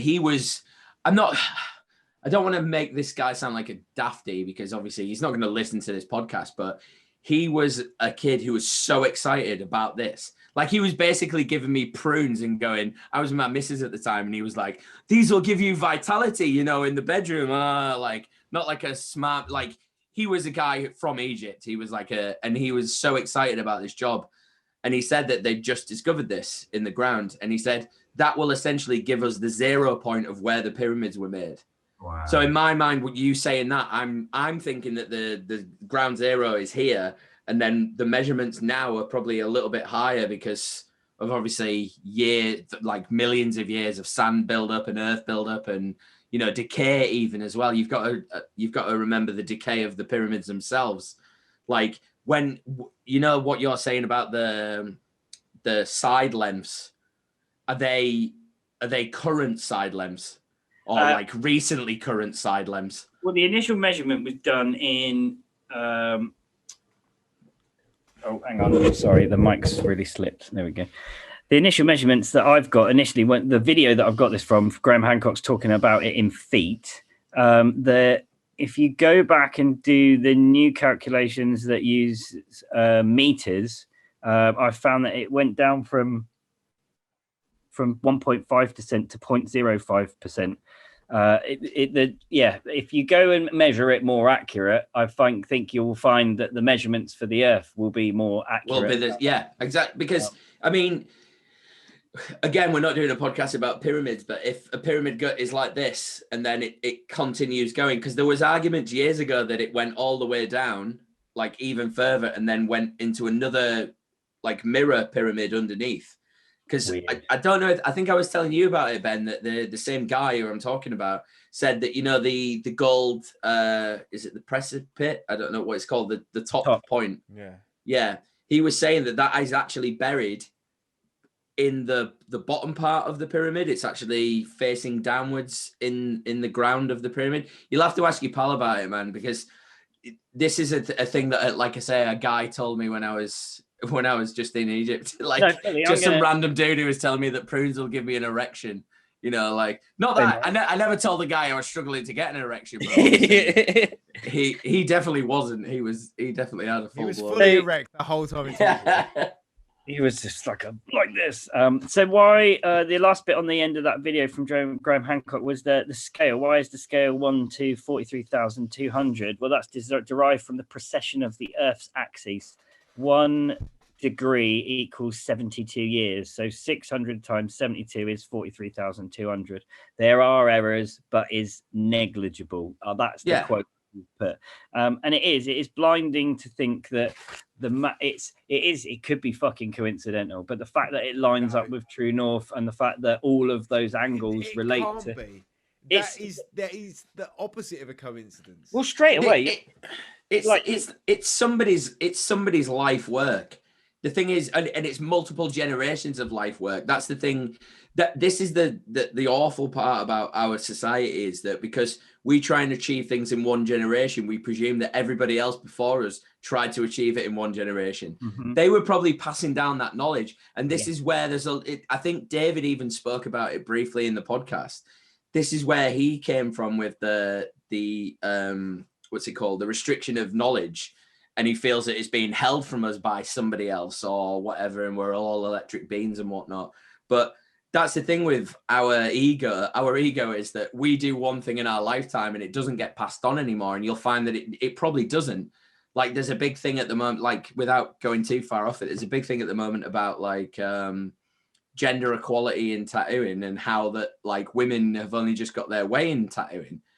It's because it was passed down from male tattooists to their sons, and because they didn't want their their daughters to be involved in this, they just didn't get a say in. And that's probably what happened fucking millions of years ago. Like, if anything, we're eventually getting to like stilling like gender equality, but there's a high probability that, back then they were just like, yeah, well, I'll tell my son because he's going to be the king of fucking Egypt one day. And you watch any of those like old Monty, all right, I'm not saying Monty Python's ancient, but you watch any of them, they take the piss out of it. Like, for instance, the stone throwing bit. Oh, you can't go and throw a stone at somebody because you're a woman. Do you know what I mean? There's no women here, is there? Exactly. And it's just like, I genuinely think that's probably that's where that's kind of gone. Again, I've digressed, as I always do. No, it's a fair point, man. I'm glad that we did 20 minutes on Egypt. I love Egypt, so there we go. That was good. I do. I'll put as much as I've the links to say I found in the Egypty section sort of thing. But if anyone's got any interest in Egypt points, chuck them in the Discord. I'd love to pick them out apart a little bit more. Okay, so a couple more ones. They did. Telescopes are owned by the Vatican and pointing south. Firstly, which optical radio telescopes, when they link and triangulate them together to get amazing pictures like the first image of the black hole. Be a bit more specific. Also, you're incorrect. They're not all owned by the Vatican. One really fat one that's owned by the Vatican, and I bet you can guess its name. Any ideas what the telescope is called? Jesus. No. The Pope. Close. Child sex. No. You've gone the wrong way. Sex with minors. I think it's an acronym, but it is called Lucifer. Yes. I knew that, yeah. It's funny, we did actually know that. There's a fucking fantastic video with these Jesuit priests and these like completely... don't get me started on the Jesuits. They're the real... Just to quickly point out that I think the reason why it's called Lucifer is something to do with the morning star, isn't it? This one is an acronym for like light orientating. Yeah. I can't. It is based on the fact that it is called something to do with the morning star. The morning star is another name for Lucifer, Mace, the devil. Yeah. The devil. Yeah. It's a beautiful bit as a 5-minute video, and it's got these Jesuit priests, it's got these atheist scientists, and they all meet up and share like information, and they don't give a shit about religion. It's all about the discovery of planets and science and shit. Good. And it's a beautiful video. So it's Jesuits, also man. Listen to Sam Tripoli, man. He hates he thinks the Jesuits. He hates everybody. He's a fucking weirdo, man. He thinks the only god he worships is the god of fucking cocaine. That guy. Oh yeah, baby. Why do you think it's called fucking tinfoil hat? That's where he keeps it all. He's got that much. He's got that much of it in his fucking hat, man. So these guys, the Jesuit priests, this particular telescope, were also the guys responsible for finding out about the green flash. There's a phenomenon that a lot of sailors have often seen, that when the sun just dips below at sunset, you can get a weird green flash that jumps up from the top. Again, it's some weird phenomenon. It's refraction. It only happens now and again. The SciShow brothers, don't know if you know Hank and John Green, the Vlog brothers. Yeah. But one of them, the SciShow, did a full breakdown on it. And again, it's a really interesting point. It doesn't really fit with any of the flat Earth models. Science explains the green flash phenomenon, but flat Earth doesn't. So again, it adds another sort of point to the list. There's a few bits. I think probably the green flash again, because me and Ben come from a visual arts background. The green flash is probably to do with the fact that the sun is yellow and the ocean is blue. Yeah. So you're gonna get the ocean's not blue. The sky is blue. Yeah, the sky is blue. So you're gonna get some sort of color refraction. Yeah. In there I think a lot of the arguments like that can completely just by atmosphere, the sky, the sea, just anything like that. The heat refraction, the heat, the waves of the heat from things, It sounds like a cop-out until you actually look into what it is, what's going on, and people that are far more qualified than me, way more qualified than me, from the Isle of Wight, to try and explain it. But what I will say is I have done a look into it, and everything that I've told you about has got a linkable point. It's got diagrams, it's got a video, something for you to be able to look at it yourself. Do your own research, as they say. So yeah, exactly. Well, this is I don't know how close you are to the end of your there. One of the issues that I always have with he's doing your own research. That's with my pals. Yeah, I never do any research. That's the best way. I like to think about it as a personal thing, because things you've experienced. Because if you go out and search something, you're always going to find what you want to find. I think. In most confirmation cases. bias is what it's called. Mm-hmm. But one of the things that when you get onto conversation and you talk about the podcast, and you get some people who go, "Oh, you fucking podcast. I'm glad you're doing that." They're glad you're doing that on a social scale, and they're glad you're doing it. But you get the ones who are like, "Oh, I'm glad you're doing that, but I don't agree with this." That's fine. For instance, Hux, we've my friend Dan's been in the chat about the COVID stuff and a lot, and he literally, that's the only thing he cares about is the COVID thing. So in his mind, he's going to find things that are biased towards the argument against the COVID being real. Well, I put links up, which of stuff I've found. I haven't gone into that one too deeply, and I don't know. I'm keeping a toe in, but keeping a sort of I think I think you should, because it is the problem. The problem is with it is I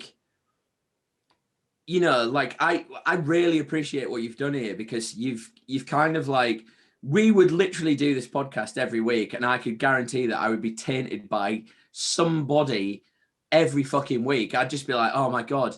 And then all of a sudden my brain just kind of goes, and it kind of does a hard restart. And I'm just like, oh, I can't think about anything else now. And then I do.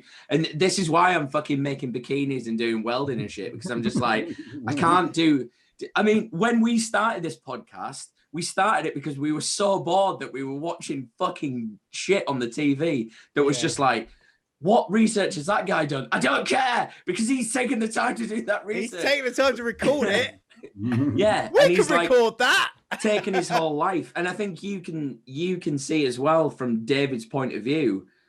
But I think the main thing with the David thing is it's the capitalism on it. That's what bothers me. because it's, yes, all right, you're making an advantage of making money out of something, but you're also taking advantage of people who maybe at the time are not quite screwed on, not, you know, we did it for entertainment value, and I still kind of, you know. It's people looking for an answer to why the world is how it is. That's the problem. There's people out there that, like me and JJ, get sucked in, and Dean, I know, gets sucked in sometimes, but we get sucked in because we want to believe, because it's fun to make believe. And there's people out there that haven't got lives as good as ours, that need something to believe in, that they need to know that it's not their fault that the world's against them. The world is against everyone, and they need to believe that. And that is where people like David, as articulate and as friendly as he is, he's making money out of people needing something to believe in. And and like, if you're listening to this podcast thinking like, you fucking cunts, you turned your back on David, we were never with David. We were never with David, and I'm really sorry to like burst your bubble, but we just played along because like that's what whoa. No, the sincerity. I'm not. No, I aren't. I aren't just throwing you under there. The sincerity was there with me. Like but when it was on a personal level with him. It wasn't anything to do with flat Earth. Yeah, the spirituality side of it, I still totally believe. Like, I think he was onto something with that, but when he was coming to his app and like, we did this test and we did that, it was, and that's obvious. It. Like, it was obvious. Hux has pointed. You've pointed that out like greatly, because it's very well. This is the thing again with the internet. Like, it's all very well. Like, someone might have come across our podcast for the first time, and they might have been like, "Oh my god, that's fucking Ben from Smoking Hearts." They probably weren't. They might have been. They might have been. But they probably didn't. No, they probably did. They might have been, oh my god, that's JJ from Pointless. Oh, that's a guy that lost. Did you go Pointless? Yeah. You did it! I've got to find that episode. Is it? I missed that. Not out yet. I'll show you the trophy. It's way smaller than I thought it was. Have you not seen it? Look at that! But when you showed me it, I thought it was way bigger. Oh no! It's well heavy though. Yeah, it's a massive bit of glass. That's amazing. I just wanted to show my Pointless trophy. Oh mate, I'm going to be searching through them episodes. It's not. Yeah, I'll let you know when it's out. I'll put it in the podcast, but I'll tell you about it in the Discord about how well I did. I genuinely think that when it comes to this flat Earth thing, it's people just wishing that there was a reason for everything being shit. Yep. And it's finding an answer in, like, it's just trying to find an answer for why the world the way it is. And if it's a nefarious government conspiracy controlling us all, it makes life a lot easier to. But where have these come from? Half of these people are all moon landing deniers. Then they've jumped onto flat Earth, and now they are on to QAnon. Like, you know, it's the next big thing. It's an answer. It's what it is, and it's an answer to their problems. Like, I guarantee you that 99.8% of flat earthers are American. And that's not a slight on Americans. It's a slight on the fact that their country and our country, more and more people I know that are normies, and we said this before, didn't we, JJ? Yeah. The normies are getting into conspiracy is because it's an answer to their problems. It's a reason for the world being shit. It's not their government just being incapable cunts that can't look after their people. But it goes back onto the reason why a lot of British people are racist and a lot of British people are sexist, is because they have to blame something on somebody. Like I genuinely think it comes down to like is unacknowledgement. I don't know if that is the word, but it comes down to the fact that they don't want to acknowledge that their downfalls. They want to blame it on something else. Yeah. And they, you know, all this stuff you see at the moment about like racial hatred and stuff like that. And the problem for me is it comes down to a point where people are start blaming everybody who don't care, like us. Like it's like, you need to acknowledge this because it's your problem. I get that. I get that it is a male problem or a white problem or whatever, but that is not the issue. The issue is insecurity in our society. People are so insecure with where they are, what they're doing. And this is where David's point does come on to, he even alienates himself to other flat earthers. Because he believes, because he's successful, I think he believes because he's successful that he doesn't want to go back on what he said, but he also doesn't want to kind of acknowledge that he's a little bit lost and he doesn't, he even, what did he say right at the beginning? Like, I haven't done any research into his actual company, and I was hoping that you'd done. Yeah, he said he was research. I lost my, I was fired from my well-paying job because I believe this. He didn't say that. He said that he made the choice. He left a well-paying job to pursue flat Earth. He also said that he spent 2 weeks researching it, couldn't prove that it was round, and that's how he started up his app. And I would love 2 weeks worth of research, because I would want to pick that research apart with a fine tooth comb. There's another point that which really leads on really well to this, though, and that's about critical thinking. Like, one of the things that he said, point 35, if there would be collapse if it got out. This is an interesting, albeit impossible, hypothetical mind game to try and unpick, as you'd have to start with the scope of the people involved with the effectively greatest hoax ever known. We're talking the aforementioned sailors, astronomers, cartographers, navigators, then later astronauts, NASA staff, all pilots, all flight crew, all air traffic control staff, all weathermen, most scientists, most teachers, all government, globe makers, satellite engineers, Mars rover mission team, college professors, their interns who are likely making YouTube videos thinking they're the next social influencer. And you think that one of them is not going to nick the data and try and release it so it can be a fucking star? Like, play out your theory, and it just doesn't add up. I don't want to pick apart your research hooks, but the thing that I liked the most about it was you said weathermen, and then you said most scientists. Most scientists. All weathermen. But the weathermen, all the weathermen. Weather people. Sorry, weather people. But I mean, oh no, I didn't mean. It wasn't any reference to sex. Well, that's it. That's your fucking cis white that's male my male agenda. privilege. Yeah, male privilege. That. I just let the privilege show. Sorry. Yeah. So I mean, like, do you think that all of humanity, what's left over after a civil collapse, the fact that you wouldn't trust anything, you wouldn't have GPS that worked, none of the satellites would work, they'd fall out of the sky, there wouldn't be Facebook, Twitter, YouTube. Do you think that everyone would migrate south for the winter beyond the wall like Jon Snow? It's all very farcical, like, to just sort of take into compass what he's talking about. So right. Halley's Comet. There's more. There's more. There's a little. I took note. We're on 38, and he said he had 46. Right. This is pretty much the last one with a couple of roundy up bits. So Halley's Comet. David said the predictions of the eclipses has been around way longer than the heliocentric model. It's a fair point. And there would have been speculation as to what's going on above our heads, but what is disregarding is the use of these historical charts and observations and other celestial bodies has actually helped people like Halley and Kepler and a range of dudes way cleverer than you and me to work out a working model of the solar system with laws that govern it, that do work and make sense with physics. Later on, this is confirmed with Sputnik, Yuri Gagarin, old Neil and Buzz Aldrin, and then the other one that no one can remember their name. And that people like that went out and to prove it. It's not just theory, it's fact. And so our ancestors seeing patterns in the sky or with eclipses really doesn't equate a flat Earth.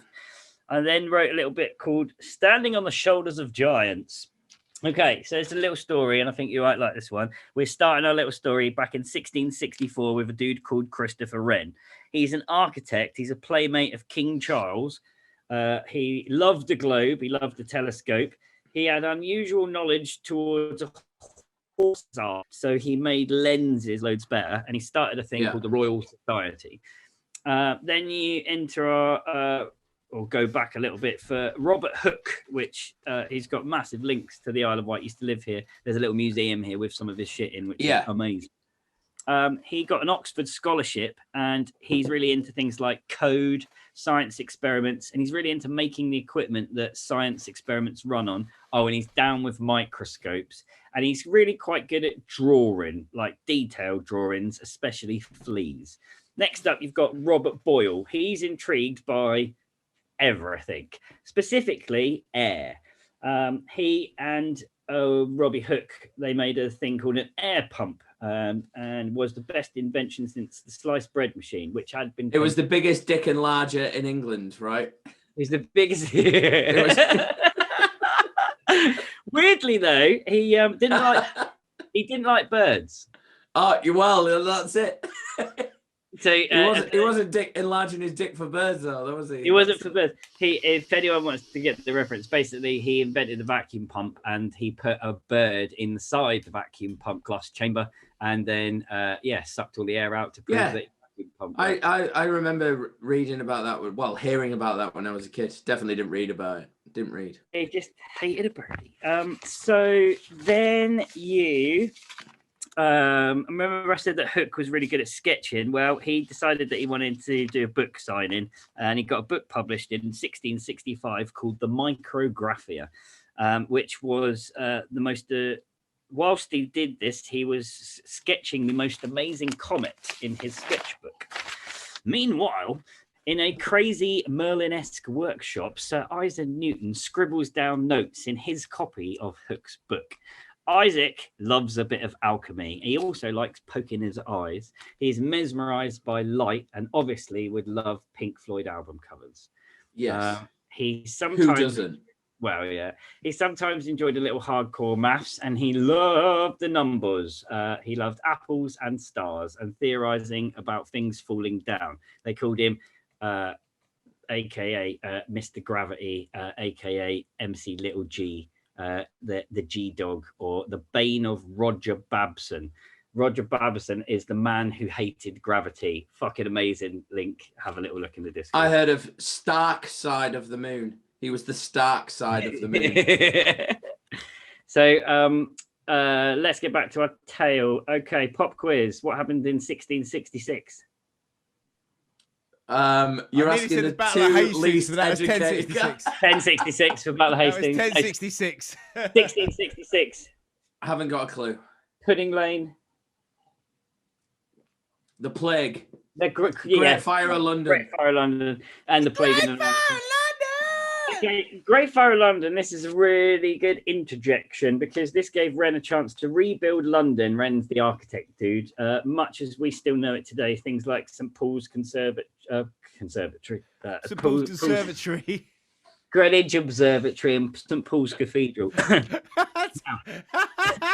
Did you like that? It's just off the back, and it's got underfloor heating. It's really noisy in the rain.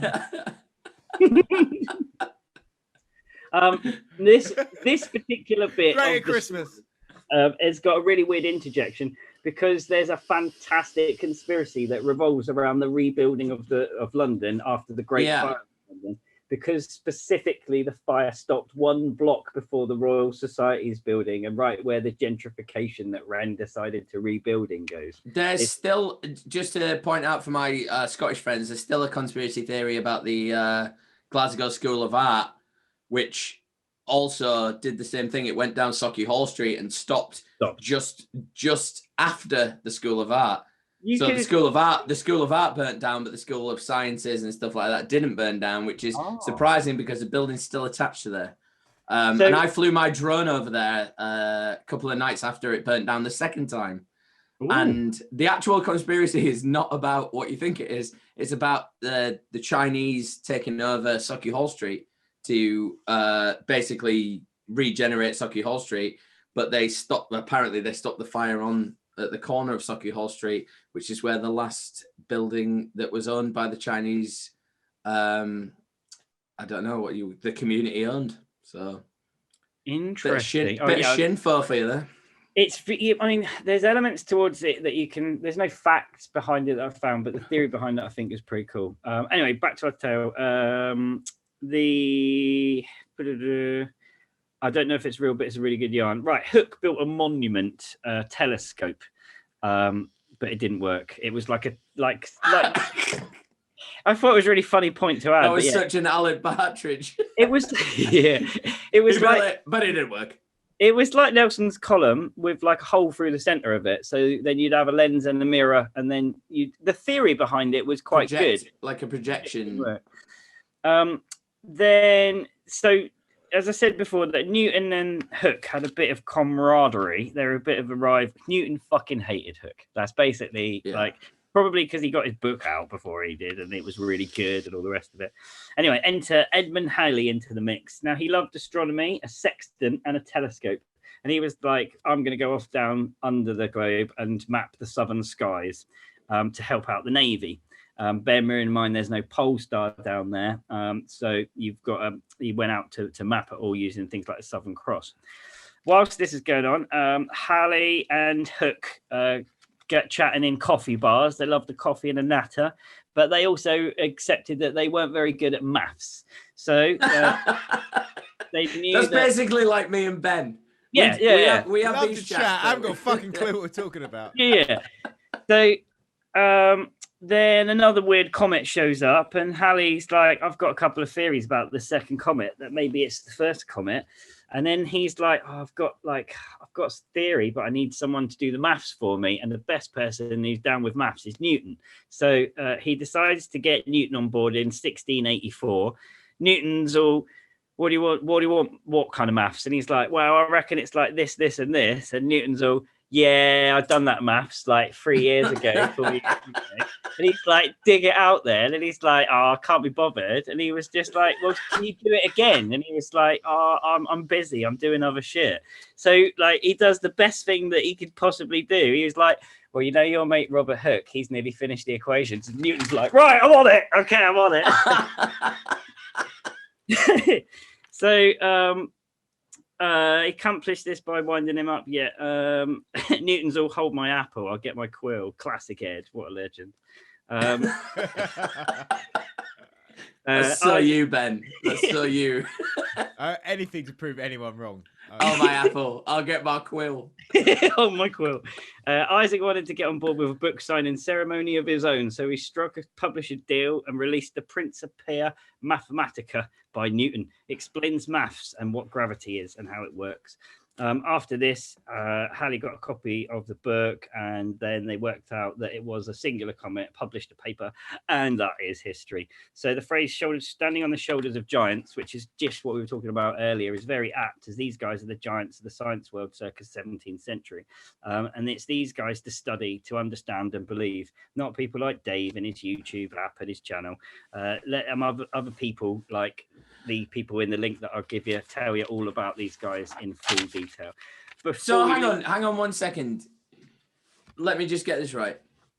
Are you telling me what you just said is to, you'll have to remind me, was David using them as a crutch? Or because to me that sounds like we still use Isaac Newton and we still use those people as scientific proof. Like our modern scientists still use those people as proof. So yeah, fully, and they should be. But David was saying that, well, his explanation on how comets work was just wrong. And so again, with these points, what I've done is tried to find out what he's saying, find out why it's wrong, and also try and go back to the original point. Like, how do we find out the distance from the sun? Well, it started very. How do comets, why are comets the way that they are? Who was the first person to really look into it and start theorizing about it? Like Halley's, one of the first guys that did it because of Halley's comet and his theories towards what was in the sky. But because of the people who he was hanging around with, though, that's the, like a without sounding so basic, like a scratch my back, scratch yours situation, like that. Oh, that story you just told me, and this is just me being naive, like. Mm-hmm. That sounds like every modern story I hear these days, like about how successful people become. Because I hear about my mate who's like, oh, he can lay some bricks. And then my other mate's just like, well, I can do some drawings. And then they build a fucking house. And then all of a sudden, they're multimillionaires because one of them draws buildings and the other one fucking makes them. But they aren't geniuses. I get what you. Well, yeah, but these guys kind of work. See, the thing is that the whole point about it was the story starts with Charles II's mate. Like that's where they got the money from it. The whole setup was that they were all Oxford and Cambridge graduates. Yeah. So what I'm saying is was that David's argument? Was David's argument on their side? David's argument was about comets and how they work, and that isn't how they work. And so my point about going through real science and really sort of explaining, David's explanation on how comets work and the way that they flow, the fact that I can't remember verbatim what he said in regards to comets, but his explanation was inaccurate.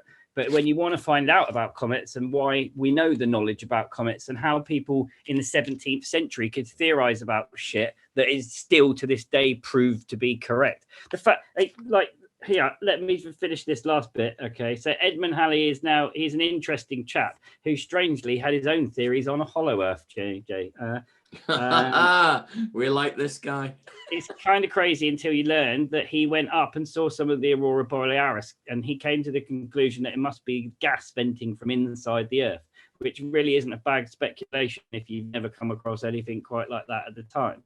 And they were trying to measure the Earth's mass.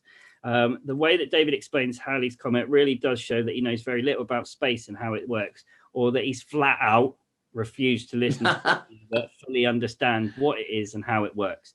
That we humans, and I think it was the ESA, not only landed on one, but we managed to nick a bit of it and bring it back to Earth. If you want to watch the Curious Droid video, he's a wealth of knowledge when it comes to space shit. He'll tell you all about it, which turns out we completely nearly ballsed up the entire mission. Like everything that could go wrong did go wrong, except the last contingency, and we still managed to nail it. So it landed on a comet, it grabbed a bit, and then it fucked off and it sent it back to Earth. These things wouldn't be possible. Econ's razor. Is it Econ's razor? I can't remember the actual. Occam's razor. Yeah.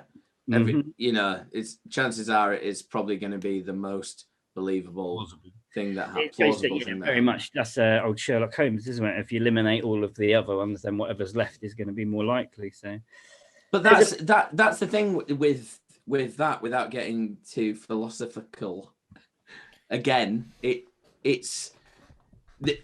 think it's just maybe I'm not like having a dig at you, but it's the way that story is described. It's one of them things where it's like, it sounds like three lads who are rich as fuck together who just decided to create something and this is again where it came to when David's talking about things and I'm just like, oh yeah, maybe those people who were fucking clever as fuck at school weren't the people to listen to because they only know their one speciality.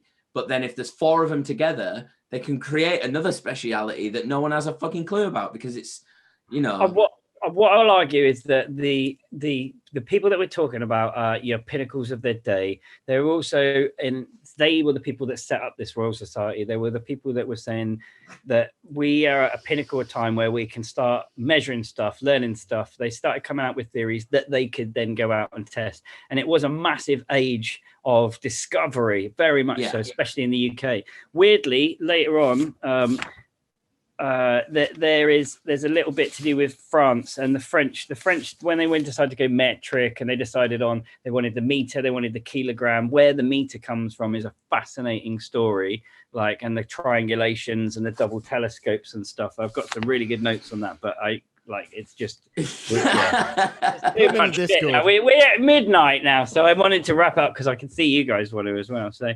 I'd be here all night. JJ be all night, yeah. Yeah, there you go. But then our listener depletion will slowly. You're like, 4 hours of. We know the world is not flat. No, I'm nearly there. I'm totally near. We knew the world wasn't flat before the episode started. Okay, so do you remember the Qantas pilot that we were talking about? The KLM pilot? I couldn't believe that he would go on about his interview and a 3-hour interview, and she'd be grounded, and he. You told us that she was literally just like she didn't want a namesake and and all that. She didn't want her name told. And bollocks. Right. Okay. Let me see what I can find out. John Farpoint has a 25-minute video interview with the Dutch lady that seems to have been grounded. I'm pretty sure that this is the woman that she's talking about, gyros on a whiteboard. Interestingly, Mark Sargent has a 5-minute questionnaire. Oh, hang on a minute. It is Mark Sargent's video. The source is veteran 737 pilot grounded for flat Earth. Comments an interview by Mark Sargent. You can't look it up on YouTube, on Google. It's a DuckDuckGo thing, but you can listen to the whole thing. I did. It's hilarious. She's batshit. Seriously. We're talking, I'll paraphrase it. She had a row in the cockpit with one of the other flight crew. She excused herself from flying. She possibly grounded herself and then insisted on a psych report. It is unclear whether she's allowed to get behind a joystick again. And being that she was in control of jumbo jets for the people, I think that's probably a good thing. It's funny. Go through it. At this point, David wanted to wrap it up. And I'm like, why? Because you guys have got like a ton of questions. And he then is asked a couple of questions and manages to answer like none of them. Yeah, he didn't answer any of the questions. He just kept going and referring to his app. And yeah, so again, there's another bit for Professor Dave. Close your eyes and imagine that you're not spinning. Well, unfortunately, that's how it works. You can imagine what you want. Oh, God. He came out with a phrase, not knowing doesn't make you ignorant. It's refusing to not know that makes you ignorant. Dave, listen to your own advice. For fuck's sake. Like, there's proof out there. Just don't be ignorant to it. Okay, yeah, so there's that. I literally want to give my place in the podcast to Hux. No. I'm literally just like, I don't want to. Please just take my place. I was just the 9/11 one is going to be some. Oh. Well, I was going to announce it anyway, so. No, hang on. Well, go on. Carry on. Okay. Let me finish. Right. You asked the question, Mr. JJ. Why do we go into space more than we do sea? Fantastic question. The answer is dun dun dun dun dun dun dun dun dun dun dun. Under pressure. There you go. That's literally it. So if you go into space, you're looking at 1 atmosphere's worth of pressure. So it's the same as going about 10 meters below the water. As soon as you start buggering down more than 10 meters, for every 10 meters that you go, you are halving the size of your, if you take your lungs or your balloon, so one balloon at the top is a balloon, you go down 10 meters, it's half the size. You go down another 10 meters, you're looking about a quarter of the size. Just 10 meters? 10 meters is 1 atmosphere every time you go down. I mean, I learned this from my scuba diving course and stuff, which was done scuba diving course. Fucking awesome. I loved it. Yeah, it was. He really knows good. more than us. So but what I did find was a 20-minute TED talk of a guy that asked exactly the same situation. He pulled out beautiful figures. He went on about James Cameron and his little sub that went down into the Marianas Trench. He went on about funding and how funding issues and how space is like in and like sea was in for a bit in the 90s and the 2000s, but actually because of Hollywood blockbusters and space, then it's more money's been pumped into space because of commercial space. So there's loads of stuff in there about that, but I thought you'd find that one interesting. And there's also a video on leap year misalignment, which you was asking questions about, and that fully explains the leap year misalignment. I'll tell you what, this is an interesting one, and well, it's interesting to me, probably not interesting to anyone else.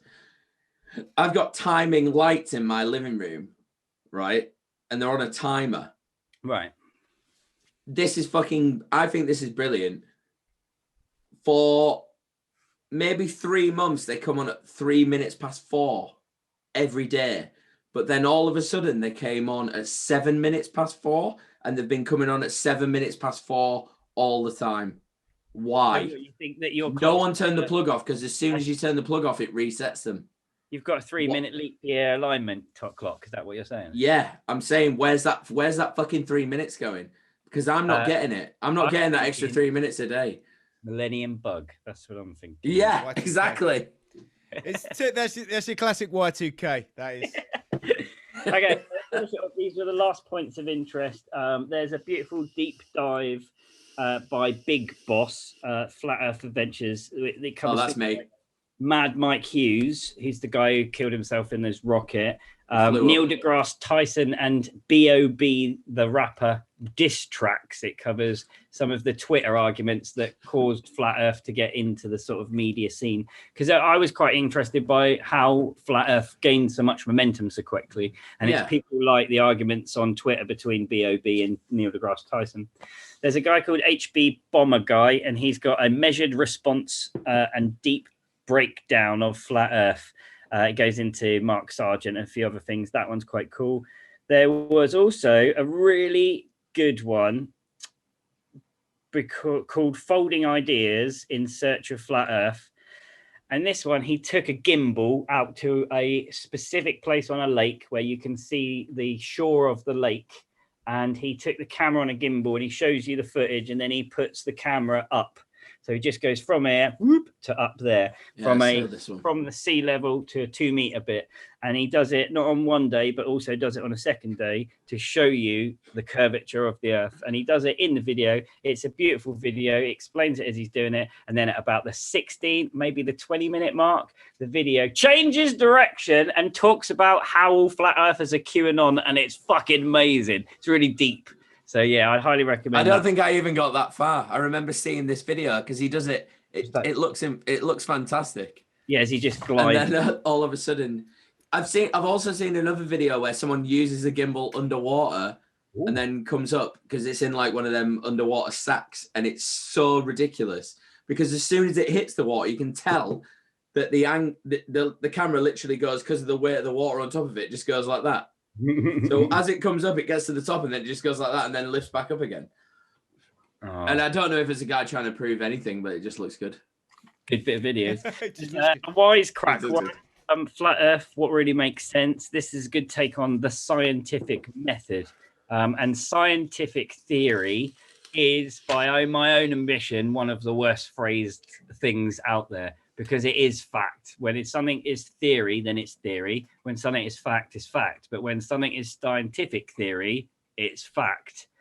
And it's hard for a lot of people to get their head around that the wording of scientific theory means truthful facts. Especially trying to disprove flat Earth theory. Oh yeah, they said there's science and then there's non-science. Science and nonsense. And it. Yeah. Really shit joke. It's fine. I got it. I'm on board. There's something called concordance. And concordance is when several lines of thinking align to accentuate and solidify a point.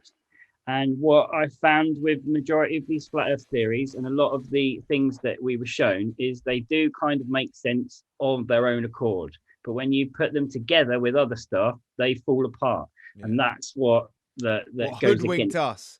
That's what we got hoodwinked, right? There's a beautiful bit about the meter. So things you can do.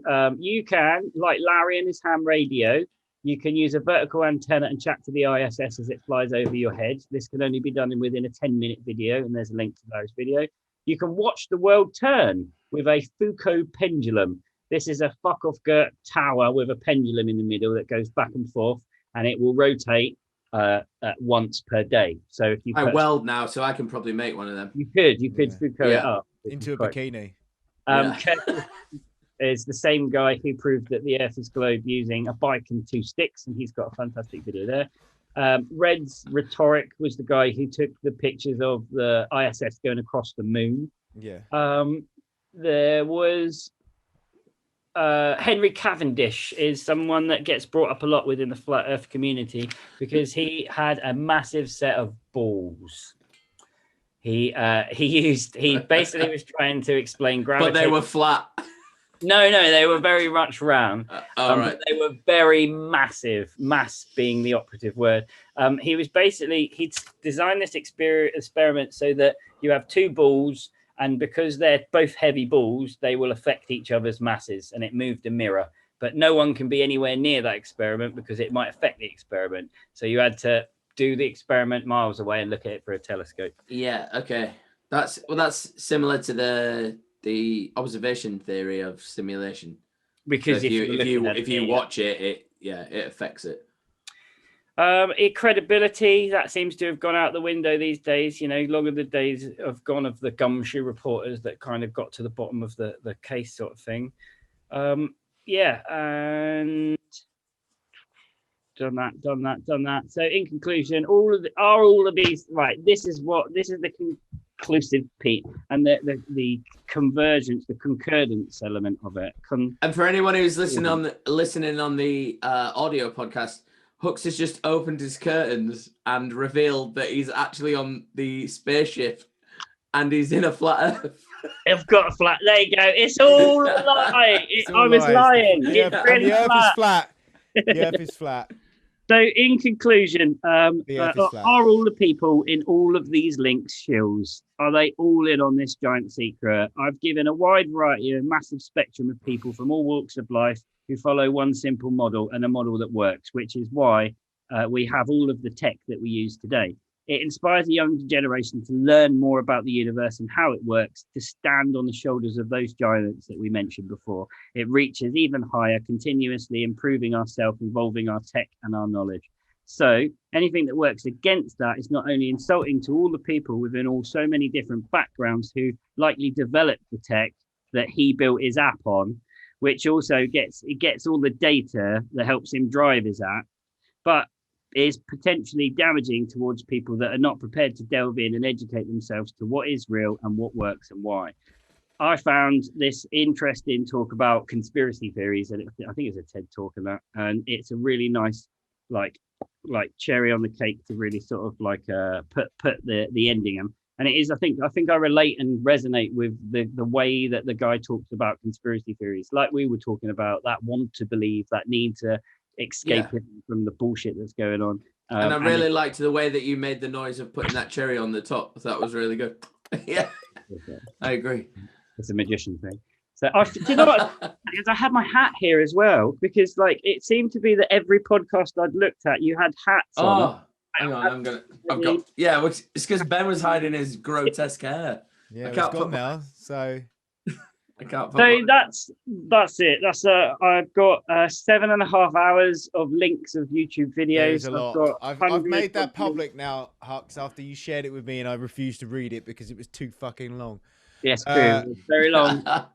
But I implore you, if you like what I've said, brilliant, come and tell me. If you don't like what I've said, brilliant, come and tell me. Let's have a discussion about it. Let's all be friendly and nice on the Discord and stuff. Mate, you'll be absolutely fine. Like I can't give kudos any more than what you've done for us. Like, and as a podcast and this podcast individually, like the fact that you've literally held yourself so fucking well, and what you've said. I'm just like, this is the problem. Maybe not for me and Ben or me and Dean, but I definitely get sucked into this shit way too much. I do. But it is like we've said a few times now, and Hux just said, it is that being able to suspend reality and delve deep into something and believe for a little while, because it is fun to make believe, and it's fun to believe that it's all real, and that, like, you know, the other thing. How fun was it when we thought Helia was real? You did. Tell you what, right?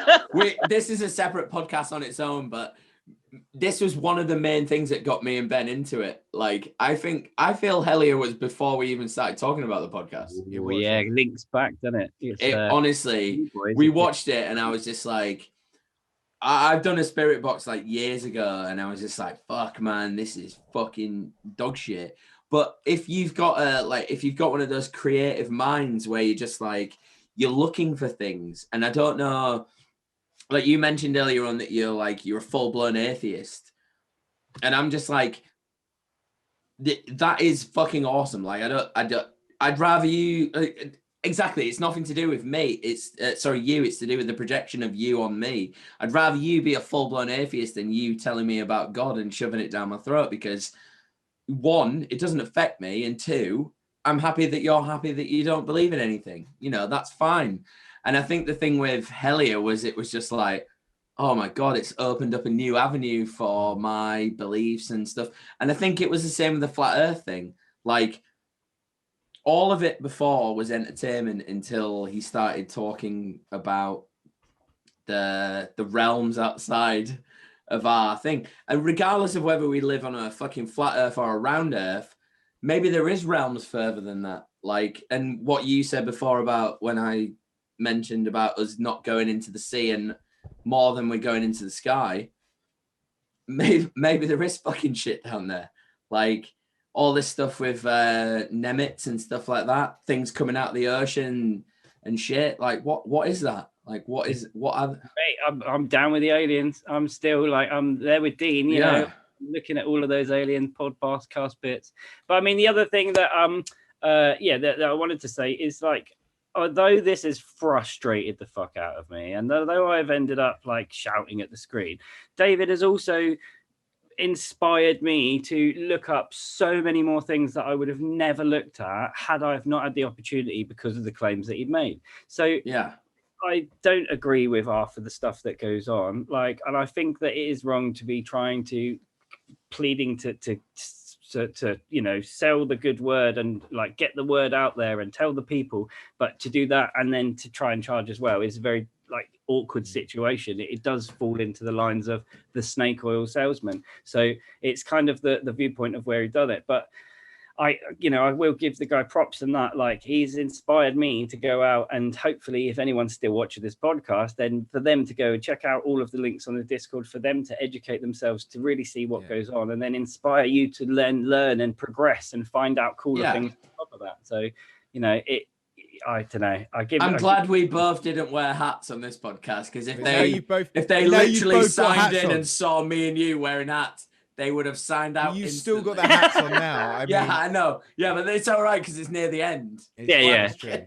But like, so in conclusion, I think you've done a very good job of trying to prove that it's a draw. It's a draw. But luckily, we're being funded by the David Weiss Flat Earth app, and you can download it now from the App Store. There's no promo code. He gets all the money. And we get 0.0005% of a Bitcoin for every sell we make. So, you know, that's at least £5. So sorry, Hux. You tried to convince us, but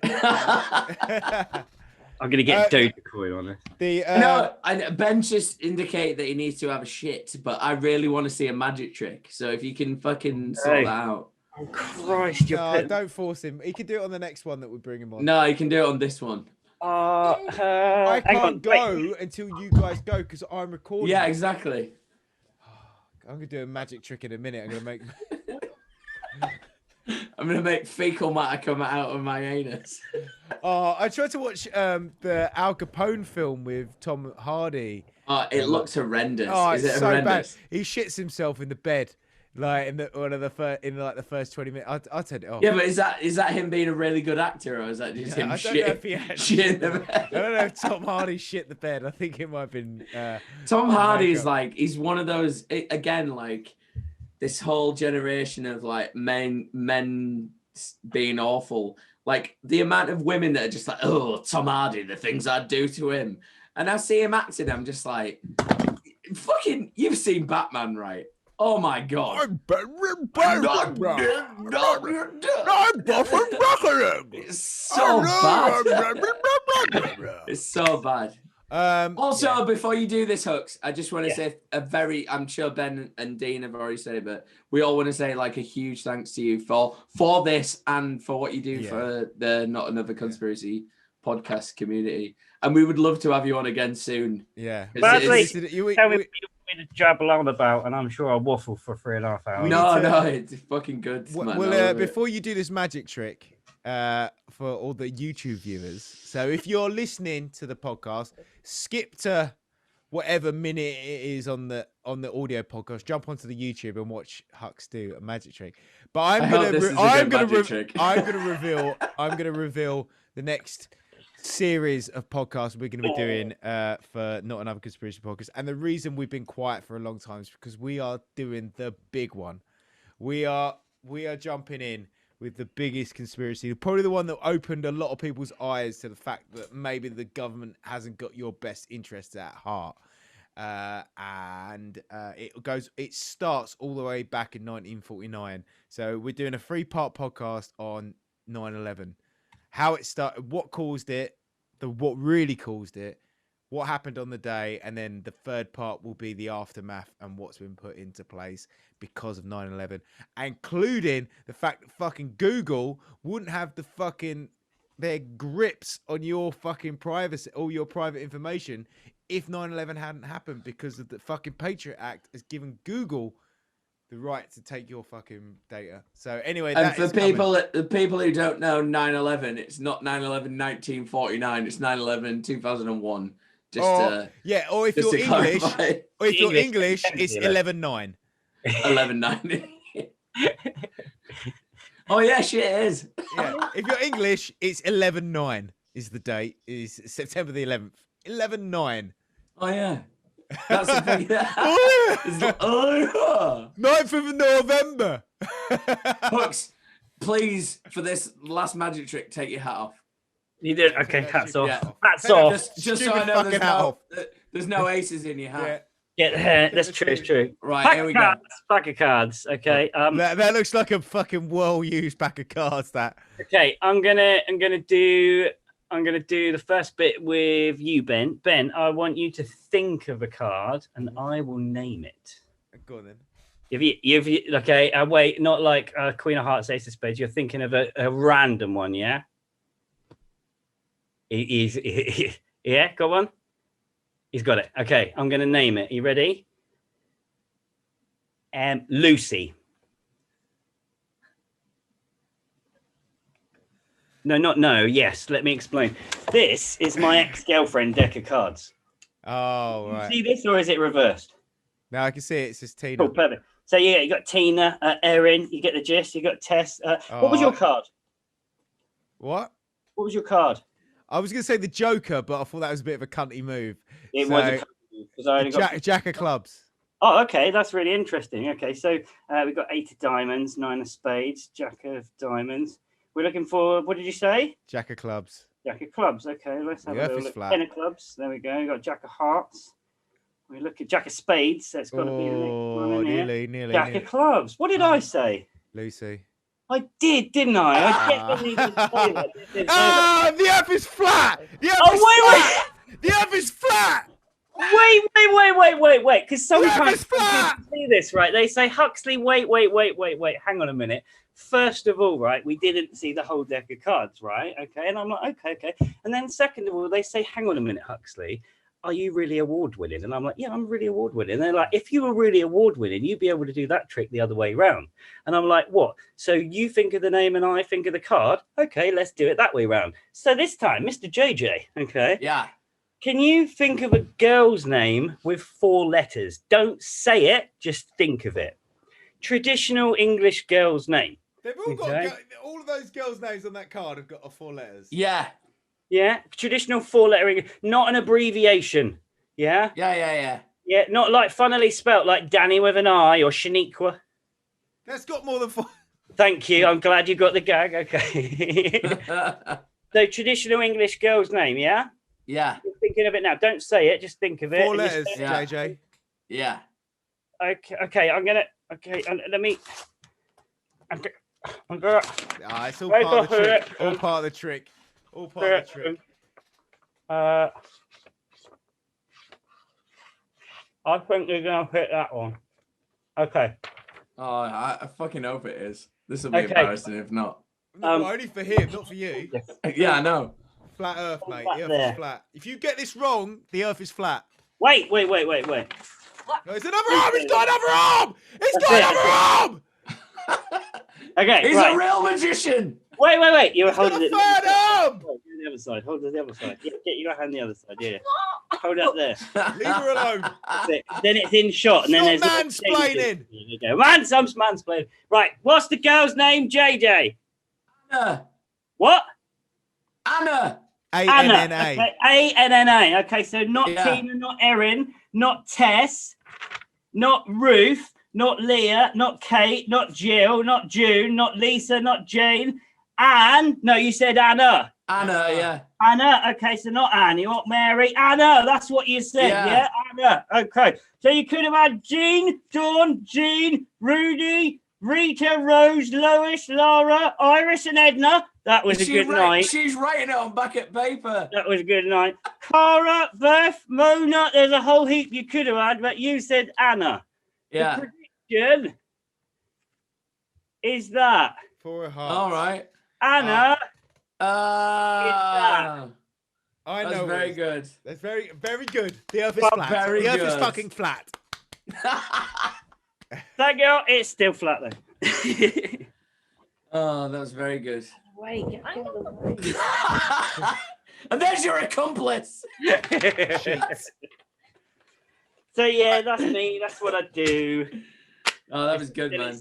Off the top of the dome, anyway. So it was very good, good, man. very good, Enjoyed it. very good. Enjoyed that. And if you liked that magic, please sign up for the Patreon. Yeah, so come round to your house and do a personal magic treat. That's true. But it costs £700. It is. It's 25. You get one trick. Get one trick, and then he leaves into the night. Yeah. And he flies off on his jet. But I will across talk you the in plane. for 3.5 hours on flat Earth, anti-flat Earth. Yeah, exactly. It just goes like this. Yeah. Straight across. Hashtag Globe-Tard.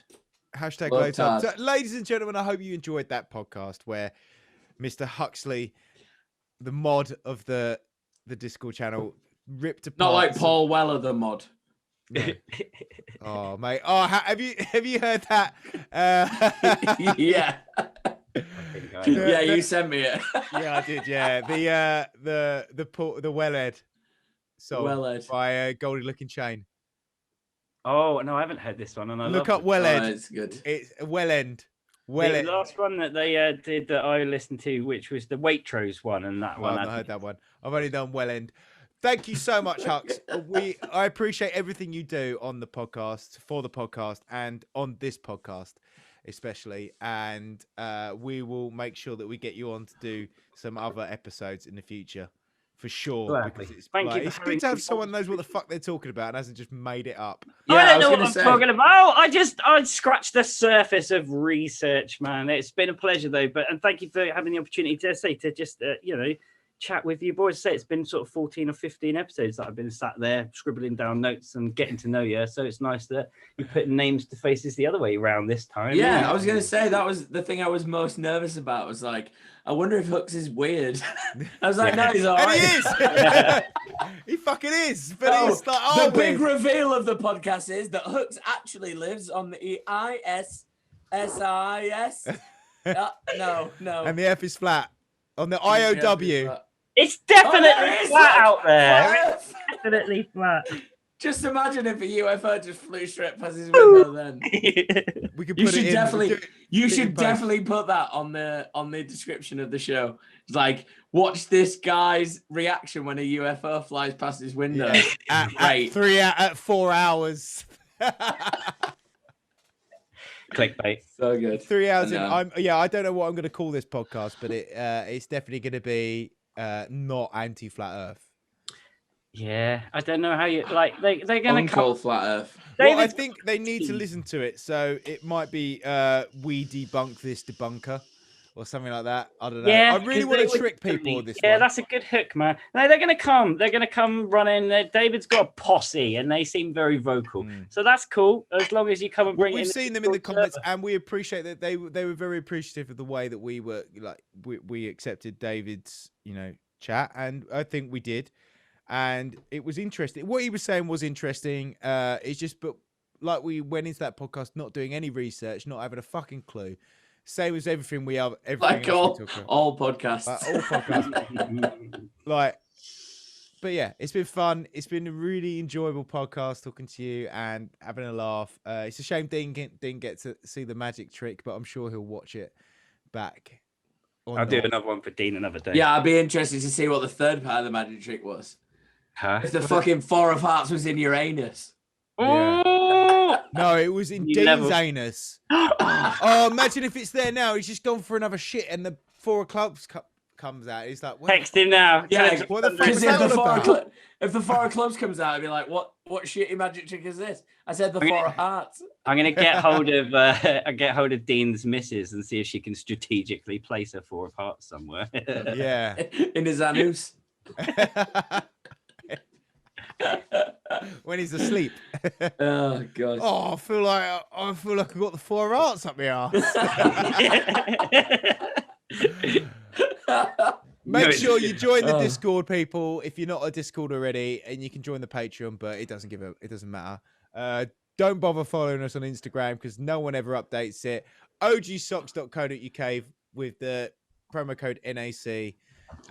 Anything else you want to plug, Hux? You got a channel that you want to plug? Oh no, I'm on there. I've got my. I really want to plug the purple thing that's floating. Yeah, above your what head. is this? It's been there the whole podcast, and it's been floating. Some kind of lantern. Yeah, it's a lovely lantern. But yes, I am Huxley Magic, the award-winning Isle of Wight magician, available for kids' parties, weddings, funerals, bar mitzvahs, you name it. When Boris allows it, you ain't gonna be able to do any kids' parties after being on this podcast, mate. No. Shadow banned. Shadow banned from kids' parties for hanging out with an opinion. Yay, science. Offending any nonsense. Oh, that's so good. That's so good. Right, thank you so much. Jeffrey Epstein didn't kill himself. That's what happens when it comes to it. In the thing. Oh, maybe they did. So in the back, there is a light brown jacket. cool story. Without the